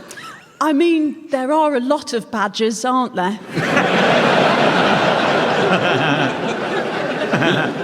Nigella Lawson. Whatever you do, don't put too much cream in. Rebecca Vardy. I'll tell you what, let's not get lawyers involved. The CEO of Ticketmaster. No, that's all included.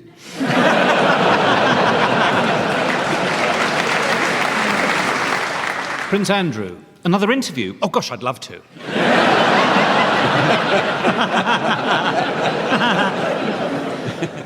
Boris Johnson. Oh, no. Oh, that one was a lie.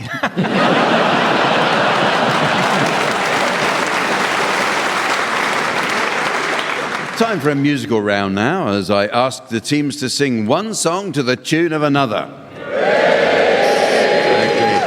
At the piano, we have Colin Sell.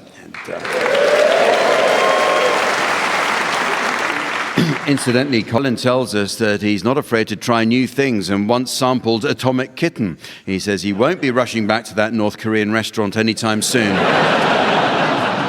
Okay, we'll start with you, Miles Jupp. I'd like you to sing the words of the old wartime classic Hey Little Hen to the tune of Your Song by Elton John.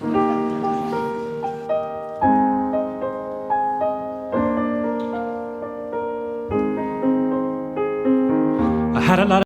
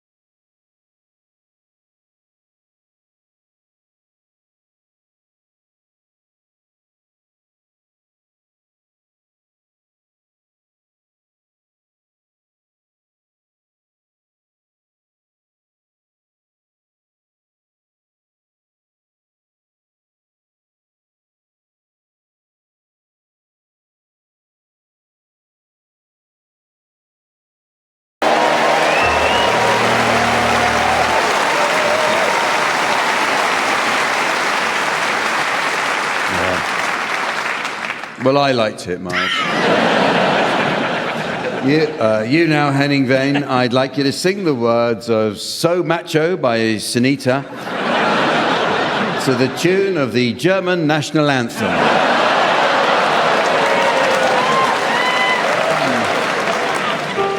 I think that's actually treason, but...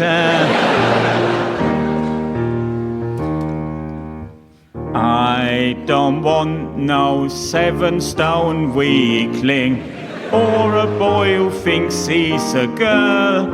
I'm after an hunk of a guy, an experienced man of the world. Are you struggling there, Colin?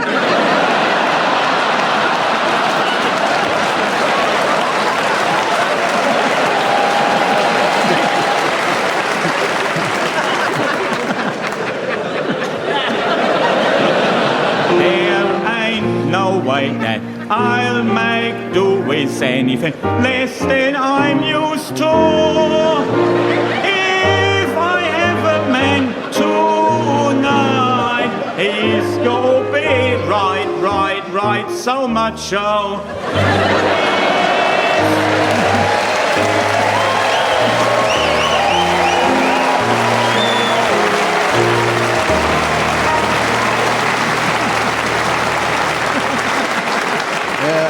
Well done. Thank you. Actually, not thank you. On to you, Marcus Brigstock. I'd like you to sing the words of Firestarter by The Prodigy to the tune of If I Only Had a Brain from The Wizard of Oz. I am the trouble starter, a pumpkin instigator. I'm the fear addicted, the danger illustrated. Hey, I'm a fire starter, a twisted fire starter. Hey, you're a fire starter, a twisted fire starter. I'm a fire starter. I'm the bitch that you hated, the filth infatuated. I'm the pain you tasted. Fell intoxicated. Hey, I'm a fire starter, a twisted fire starter. Hey, you're a fire starter, a twisted fire starter. I'm the self-inflicted mind detonator. I'm the one infected, a twisted animator. Hey, I'm a fire starter.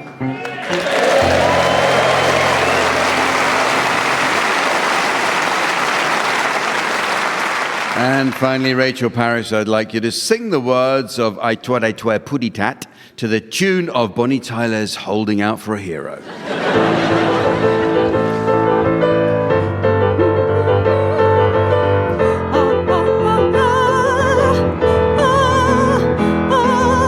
I am a tiny, tiny bird. My name is Tweety Pie. I live inside my bird cage, hanging way up high. I like to swing upon my perch and sing my little song. But there's a tat that's after me and it won't leave me alone. I told it to a putty tat creeping up on me. I told putty tat as plain as he could be. I am that great big battle cat. Sylvester is my name. I only have one aim in life, that is very plain, to catch that little bird.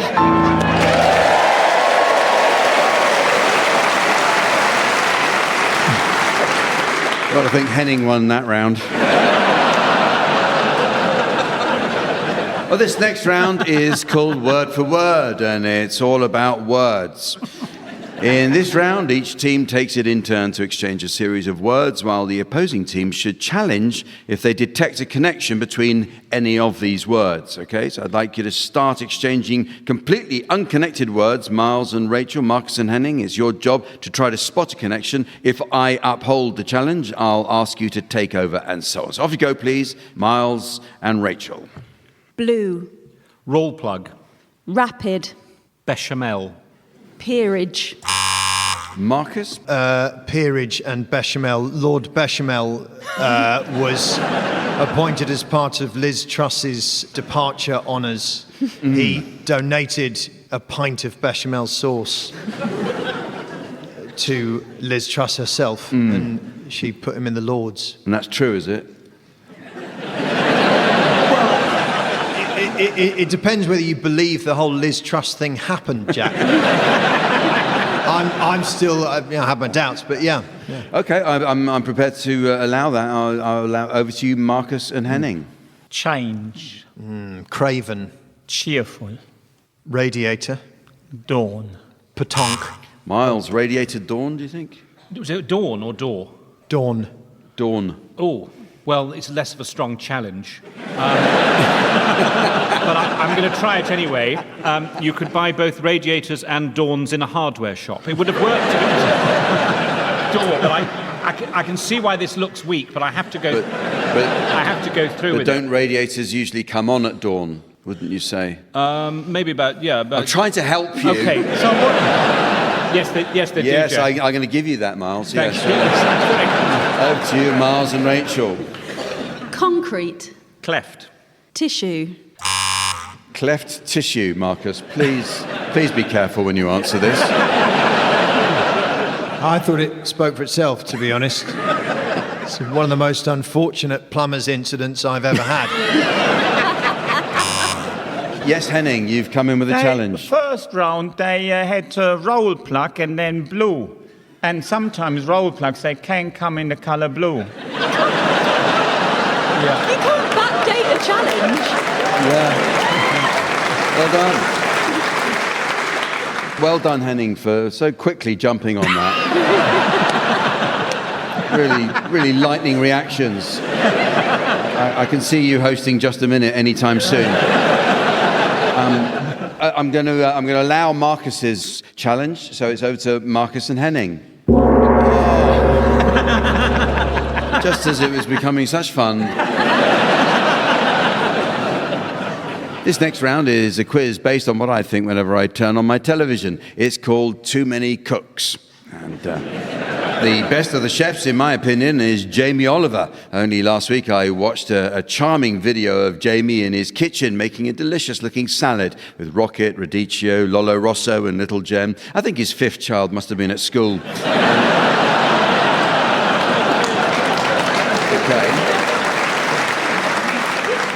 Okay, well, on with the round, teams, and it is all about cooks. So, fingers on buzzers, here we go. What are you said to do if you prepare a hot meal? Miles? Cook. Correct.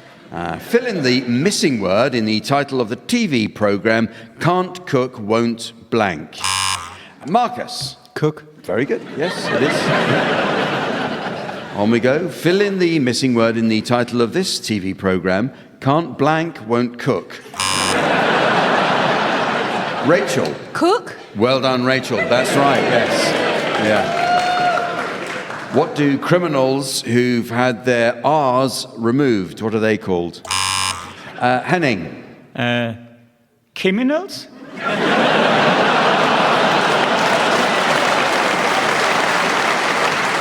No, Henning, it's cooks. Never mind, better luck next time.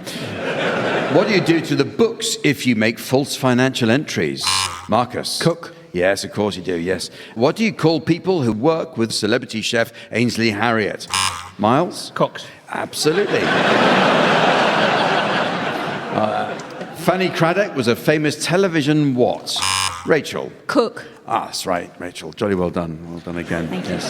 What was the name of the captain who first discovered Australia? Henning? I know it. Is it by any chance Cook?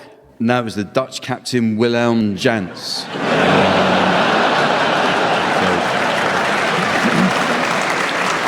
What is the surname of an England Test cricketer whose first name is Alistair? Marcus? Cook. That's right, that's right. Which other Alistair wrote a letter from America? Miles? Cook. Yes. What is the surname of the actor Ron Cook? Rachel? Cook. Yes. You really got the hang of this, haven't you, Rachel? Well done. The islands in the southwest Pacific Ocean, approximately 2,000 kilometres to the northeast of Australia, are known as what islands? Henning? Cook Islands. No, it's the Solomon Islands.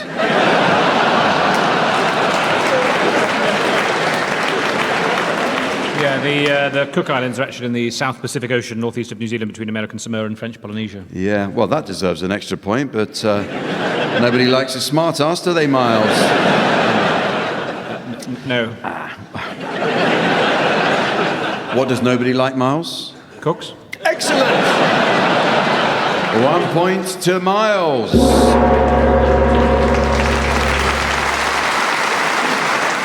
Thank you, teams. Well, the next game is a musical one entitled Song Stoppers. In this round, panellists from each team will take it in turn to sing the opening line to a series of well-known songs. And it's the job of their teammate to answer each opening line in a manner likely to end the song altogether. At the piano, we have Colin Sell. And,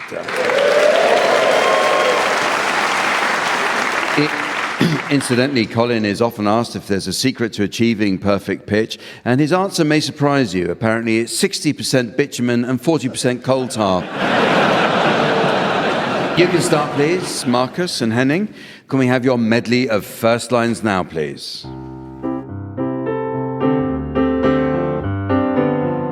You're so vain. You probably think the song is about you. Well, you did put my name in the title. Yes.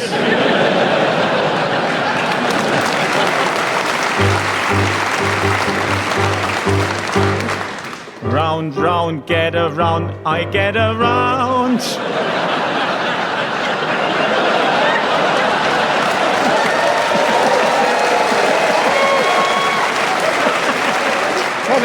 Colin, try to play in tune.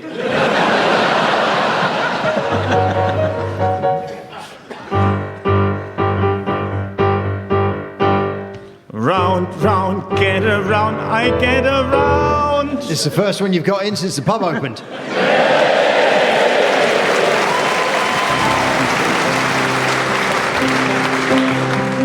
Close your eyes. Have no fear. Now, hang on. Are you sure you're a qualified driving instructor?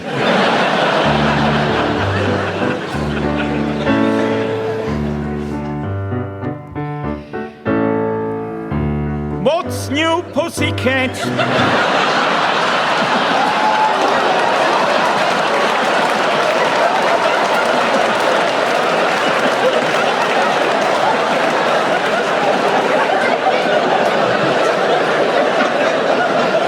Can I just double check that you knew you were singing that one? And a fine job I made. Yes, I agree. When I'm on fire, I'm on fire. Don't give me ideas.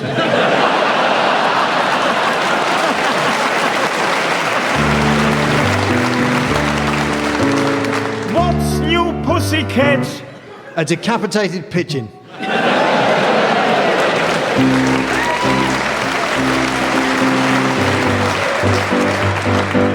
Time takes a cigarette, puts it in your mouth. You pull on your finger, then another finger.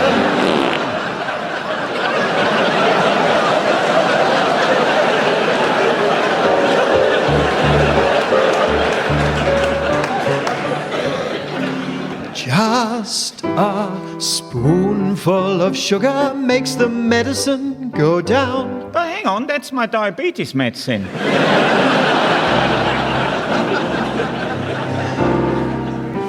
You never close your eyes anymore when I kiss your lips. And there's no tenderness like before in your fingertips. Marcus, I honestly think you should bury her.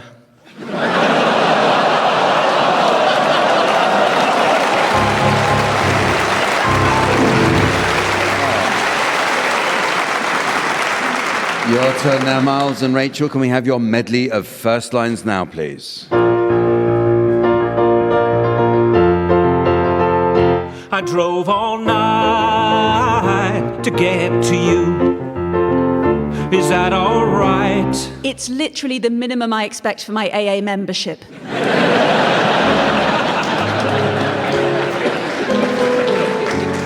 I put a spell on you because you're mine. Do do do do do do do do do do. Well, that's not a spell, that's Morse code.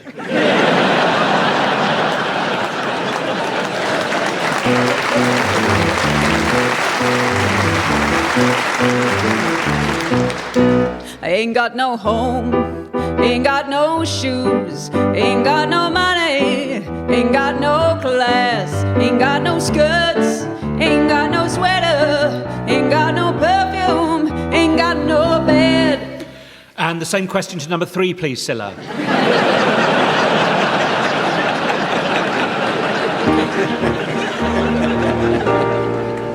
If I said you had a beautiful body, would you hold it against me? If I said you had a smackable face, would you mind if I punched you?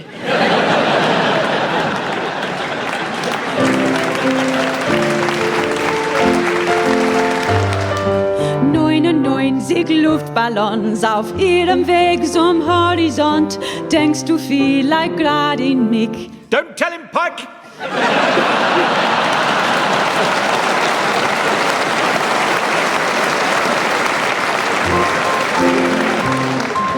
Love is like a butterfly, soft and gentle as a sigh. The multicolored moods of love are like its satin wings.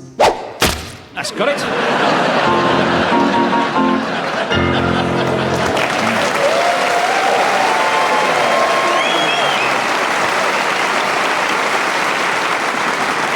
Well, it's very nearly the end of the show. But there is just time to fit in a quick round of Middle Class Film Club. Samantha is something of a crossword aficionado and enjoys regular evening sessions with a group of elderly gentleman friends. And the pick of the day is cryptic crosswords. They show her the clues in the hope that she can help. Some, she says, she can pull off straight away, while others just won't come. In fact, she often takes the hardest ones home with her and finishes them off in bed.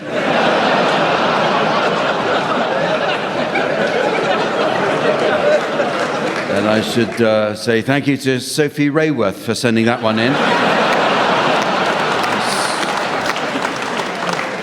In this round, teams, I'd like you please to suggest the names of films likely to be popular with the middle classes. You can start, Rachel. Desperately Seeking Poussin. Henning. The Hunt for Red Corduroy Trousers. Miles. The Glyndebourne Identity. Marcus. The Lamb Shank Reduction.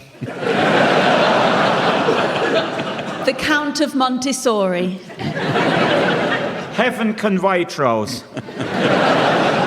Abridged Tofu. When Harrow Met Surrey. Thoroughly Bowden Millie. The Forsytes Arga. Some Like It Al Dente. Look Who's Tarquin. Dude, Where's My Car, Paccio. Full Metal Gilet. Whilst You Were Sleeping.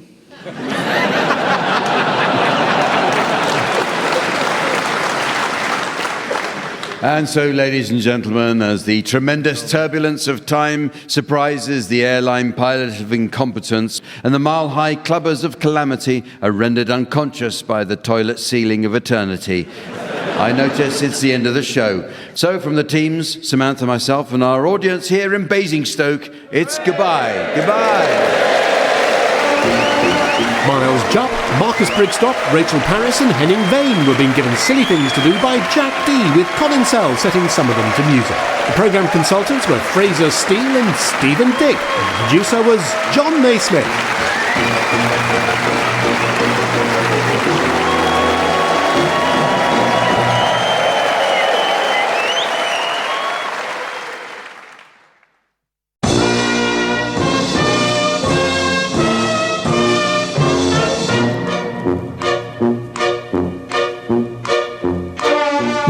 I'm sorry I haven't a clue, the antidote to panel games.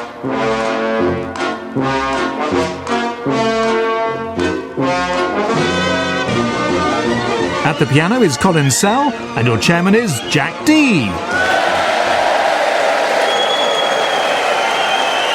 Hello and welcome to I'm Sorry I Haven't a Clue. You join us for a second visit to the North Kent coast in the town of Margate. The jewel in the crown. What a terrific TV series that was. The coast around Margate is popular with birdwatchers. Each September sees the great southward movement of migrating flocks of Canada geese, as well as redwing, blackbird and robins. Recent years have seen the arrival around the town of large numbers of bearded tits.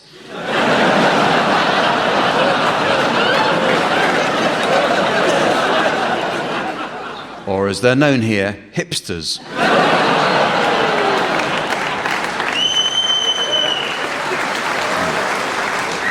Before its fashionable revival, Margate suffered high rates of deprivation and unemployment. In 2012, there were 7,000 people claiming benefits here. But with an influx of 500 full-time potters, artists and writers, that makes 7,500.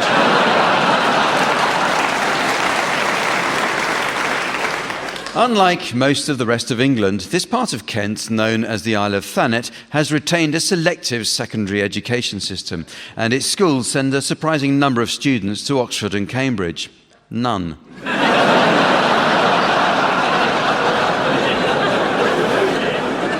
Margate's famous Shell Grotto has its walls and roof covered in elaborate decorations of shells, covering 2,000 square feet. It was constructed around 1835 by Mary Anning, who inspired the tongue twister, "She sells seashells on the seashore." Mary found herself lumbered with 4 million seashells when she realized that the worst business plan ever was selling seashells by the seashore.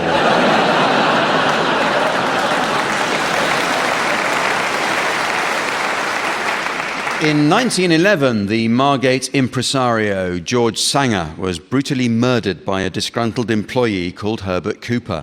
Consumed by remorse, Cooper tried to kill himself by laying on the newly opened railway line. After 3 hours, he realized all trains were cancelled. Regained his senses and set off to walk home. What a stroke of luck that he was then run over by the replacement bus service.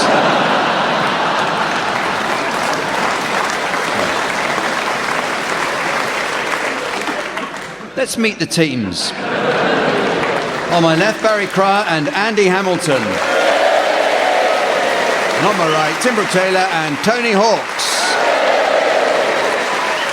And getting ready to enjoy some action on the desk next to me, please welcome our scorer, the delightful Samantha.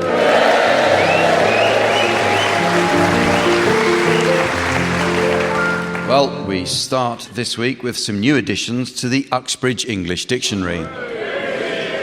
A good dictionary is essential for learning the correct use of similar terms. For example, many people don't understand the difference in meaning between the words canopy and awning. Well, an awning is a sheet of canvas or other material stretched on a frame and used to keep the sun or rain off a shop window or doorway, whereas a canopy is a tinned liquid found in bus shelters.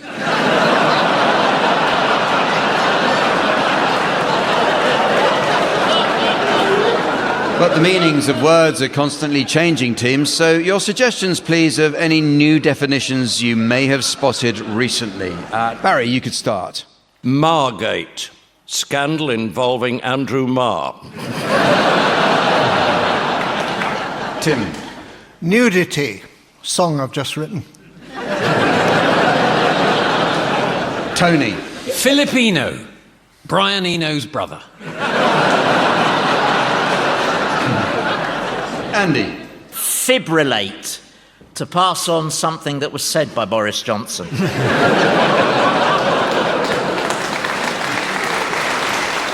Distillery. What Trump did to Mrs. Clinton.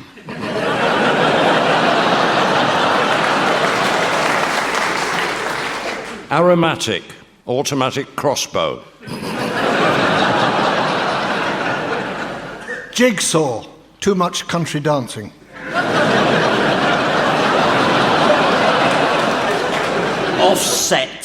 a regulatory body that inspects badgers. Broccoli, in a badger-like fashion. Nutcase. Scrotum. Brittany, a bit like Britain. Onomatopoeia, incontinence during a yoga class.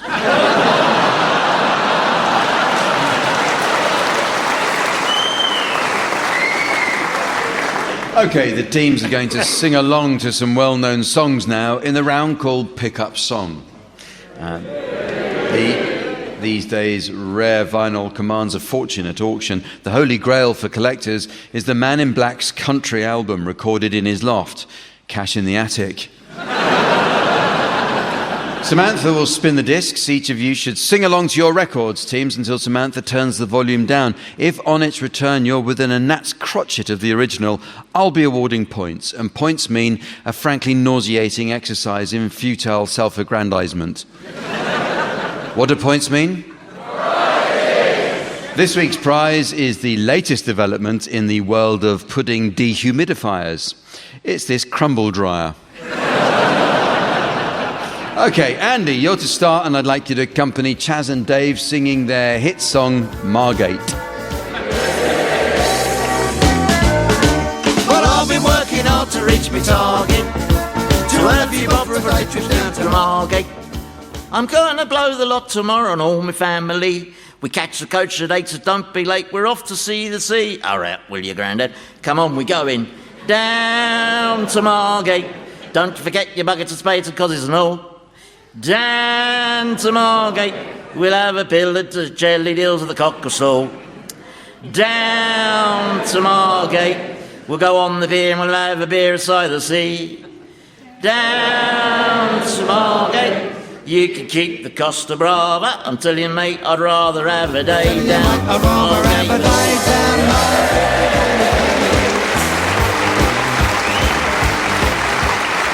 Thank you, Andy, and thank you to the people of Margate for joining in. Why you wanted to associate yourself with that. Okay, you're next, Barry. I'd like you to accompany Manfred Mann singing Do-Wah-Diddy.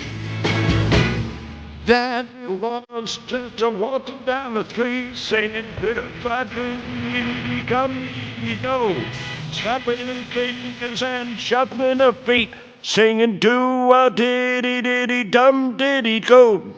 She looked good, she looked fine. She looked good, she looked fine, and I nearly lost my mind. Before I knew it, she was walking next to me, singing do-a-diddy-diddy-dum-diddy-do, holding my hand just as natural as can be, singing do-a-diddy-diddy-dum-diddy-do. We walked on to my door. We walked on to my door. Then we hit the...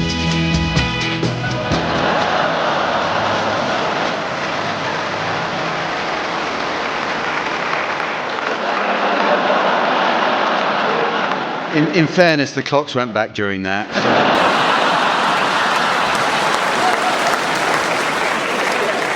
So. You now, Tim, would you accompany the Black Eyed Peas singing Shut Up? Shut up, just shut up, shut up. Shut up, just shut up, shut up. Shut up, just shut up, shut up. Shut up, just shut up, shut up. Shut up, just shut up, shut up. Shut up, just shut up, shut up. Shut up, just shut up, shut up. Shut up, just shut up, shut up. We're trying to make it slow, but we're still losing control. And we're trying to make it work, but it still ends up the worst. And I'm crazy for trying to be your lady. I think I'm going crazy. Girl, me and you were just fine, you know. We went and dined, did them things that couples do when in love, you know. Walks down the beach and stuff, you know. Things that lovers say and do. I love you, boo, I love you. I miss you a lot, I miss you even more. That's why.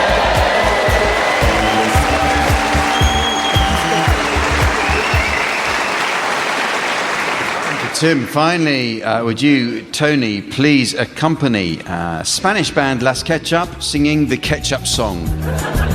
Friday feeling ready, looking fine, viene derrumbando. With the magic in his eyes, checking every girl inside, grooving like he does the mambo. And he's a manalina disco playing sexy, feeling hotter. He's a king balenda ritmo ragatanga. And the DJ that he knows well on the spot, always at around the taste and mix a catalani salsa. Y la baila, and he dances, y la canta. Asara he, ha, da he really go up and punova, mahabi adiga gandani beauty DP.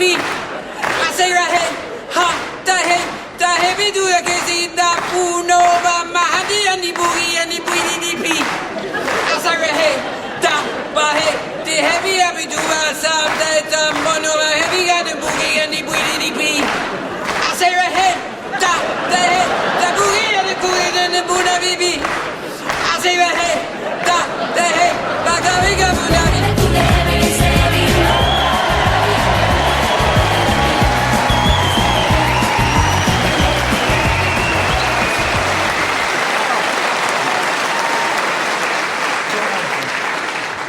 Could at least try, Tony.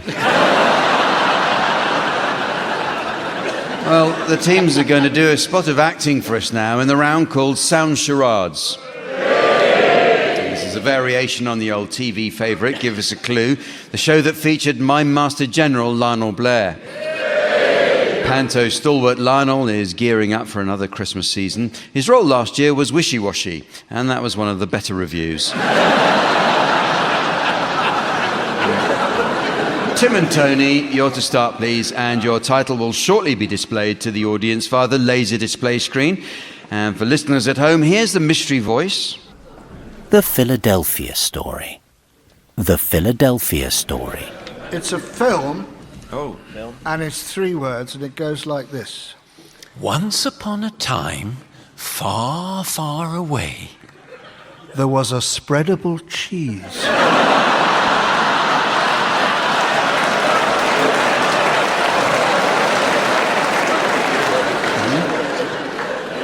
Is that it? Is there more? I've got it, but I'm going to hand over to Andy. It must be the Philadelphia Story. Your turn, Barry and Andy, and your title is now being exhibited on the laser display board. And here again is the mystery voice for listeners at home. Goodfellas. Goodfellas. It's a film, and it's one word, and it goes rather like this. Now, I want you chaps to cut down these trees.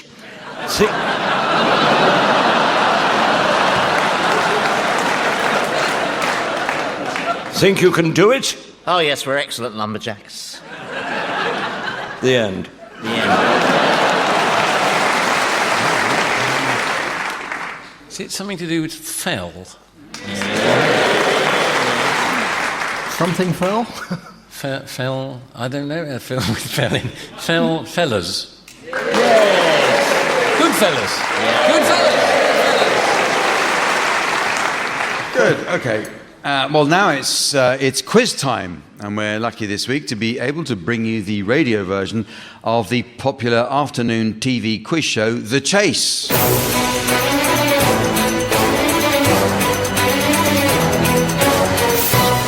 Our players have joined forces to form a team of 4 who will answer a series of questions and try to outsmart and outrun the chaser to win big money prizes. And here's the chaser herself. Will you welcome, please, Anne Hegarty?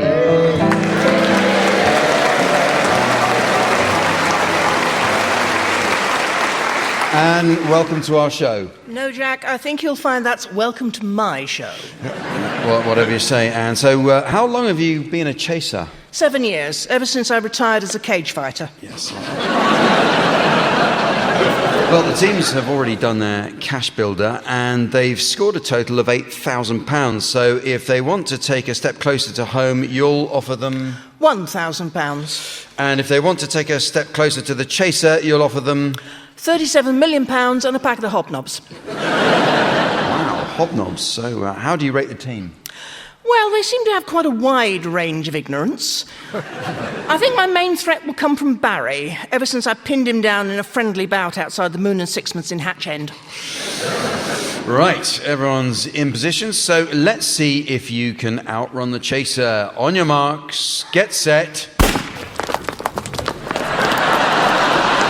it's a 1 mile course, and that's it. 1 mile. So, Colin.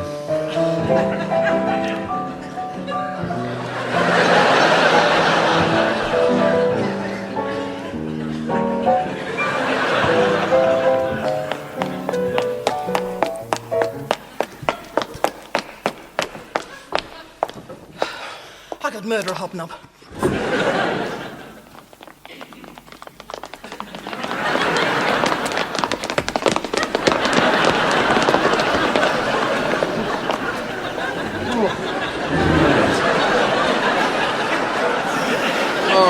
Team, you have been beaten by the chaser, and for you, the chase is over. Anne Hegarty, thank you. My pleasure.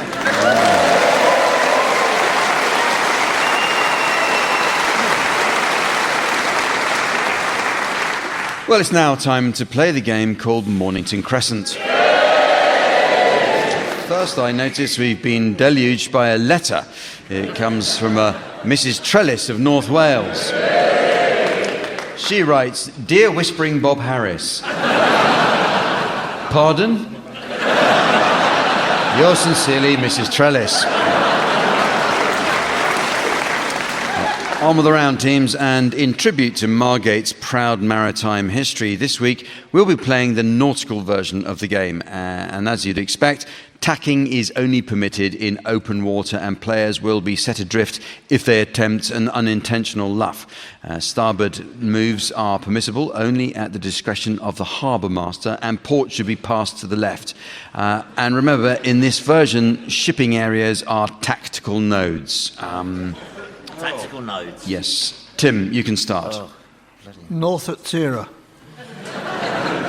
Viking. Yeah. Good. I'll pass the port, I think, and go Biscay. I'll go Dogger. Just like the rest of Margate. I think, wasn't that an unintentional luff? No. No, it wasn't, because I said it and I got the laugh. Lundy. Seoul. That's a starboard move. No, that's quite... Weren't you listening, Tony? I did explain. No. Shannon. Hebrides. Very good. See, some people who really appreciate the game. Yeah. You're lucky because, you know, these people have got to be up very early to dig out their lugworms or whatever they do. So let's get on with it. Cromarty. Oh, boy. Fast nets. Fitzroy. Fair Isle. Am I the only one who's thinking, how is this going to end? Bailey. Humber. Yeah. Humber? Yeah. Humber. Mm-hmm. Yes, we heard. Portland. Portland. Yeah. Mornington Crescent. Yeah. Well, the next round is called Complete Children's Jokes. Now, children famously use comedy as a defence mechanism against bullies, which is why Tim spent most of his school days on a coat hook suspended by his underpants. And my kids were always trying out jokes around the house with anyone who'd listen. One I remember went like this: "Knock, knock, who's there? HMRC. Daddy says he's out."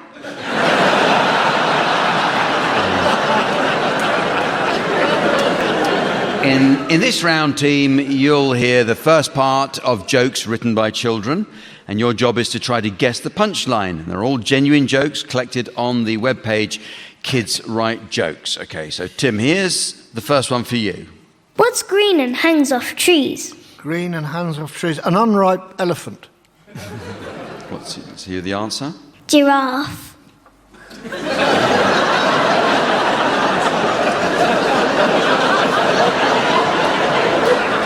Barry! I was close.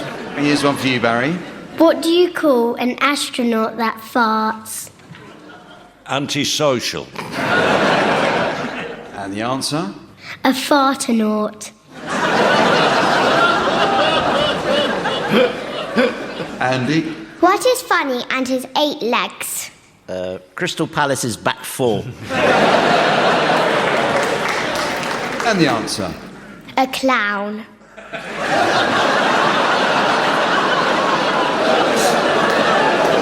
Are these children on drugs? They're not making it easy, are they? Tony, another one for you. What's a fish with no eyes? A consequence of underfunding for the Environment Agency. What's a fish with no eyes? Dead.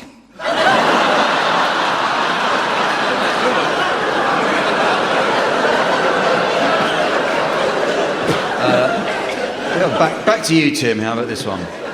What has 3 eyes, 6 legs and 2 noses? An oldie meat pie. Let's try the answer. Let's hear the answer. A cyclops goat with a man wearing an animal suit breeding.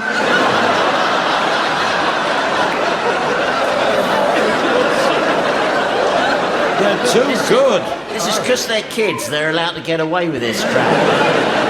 The annoying thing is they'll be on the panel next week. Let's hope so. Barry, how about this one? How do you lose 4 pounds? Park in Margate.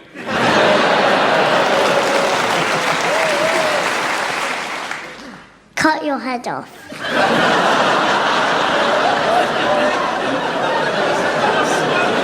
This is a sad indictment of today's childhood. Andy, one for you. What is a monkey what's drunk? What is a monkey what's drunk? A problem for the organ grinder. Alcoholic.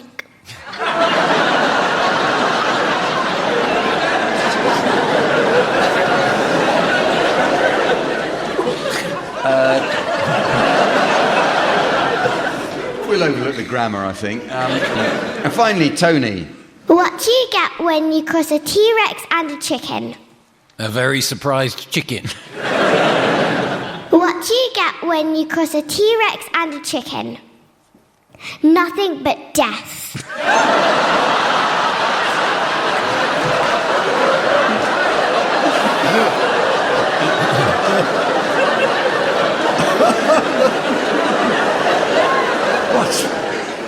Yep, children are our future. Okay, well, here are some for any of you to have a go at. What do you call a deer with no eyes? Visually impaired. What do you call a deer with no eyes? I don't know.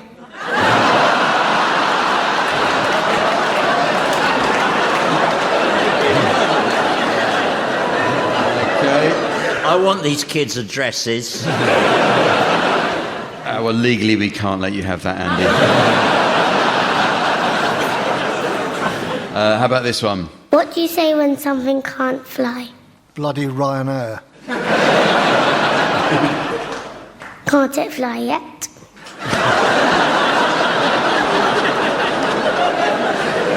Oh, they got us again! Those pesky kids. How about this one? There were 2 fish in a tank, and one of the fish said... You don't remember me, do you? There were 2 fish in a tank, and one of the fish said, do you know how to drive this thing? Because the fish are driving the tank in a war.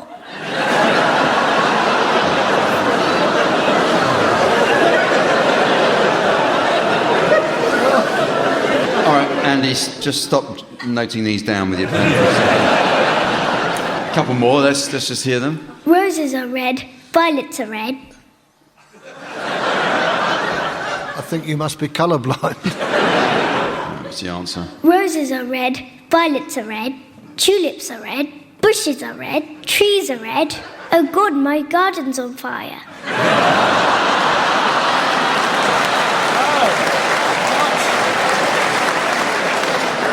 That's a good show. All right, yeah.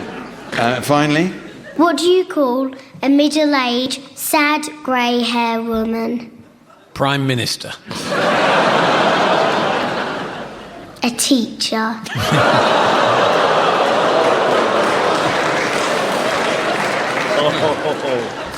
Never too young to be sexist. Well, it's very nearly the end of the show, but it's just time to fit in a quick round of unexciting film club. Samantha tells me she's been enjoying a quieter life since she moved to the coast and set up her own boat hire business. She says one of her best clients is a thrusting young fishing boat captain from Margate. Last week she gave him several large tugs. This week it was just a little tender.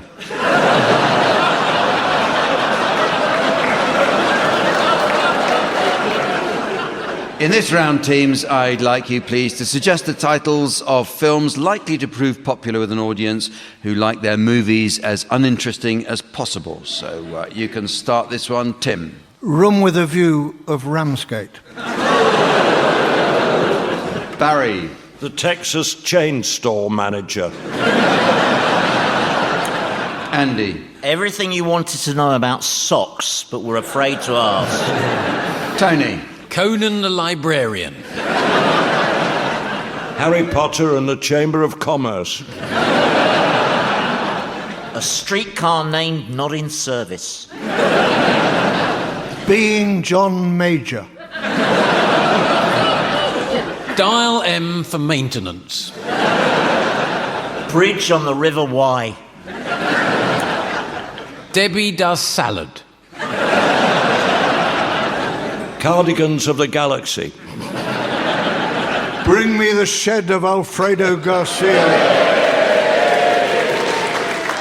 And so, ladies and gentlemen, as the tipsy tourist of time totters into the temperamental tattooists of eternity, and the ill-advised farage of fate is indelibly inked onto the arse cheek of existence, I notice it's the end of the show. So from the team, Samantha, myself and our audience in Margate, it's goodbye. Goodbye.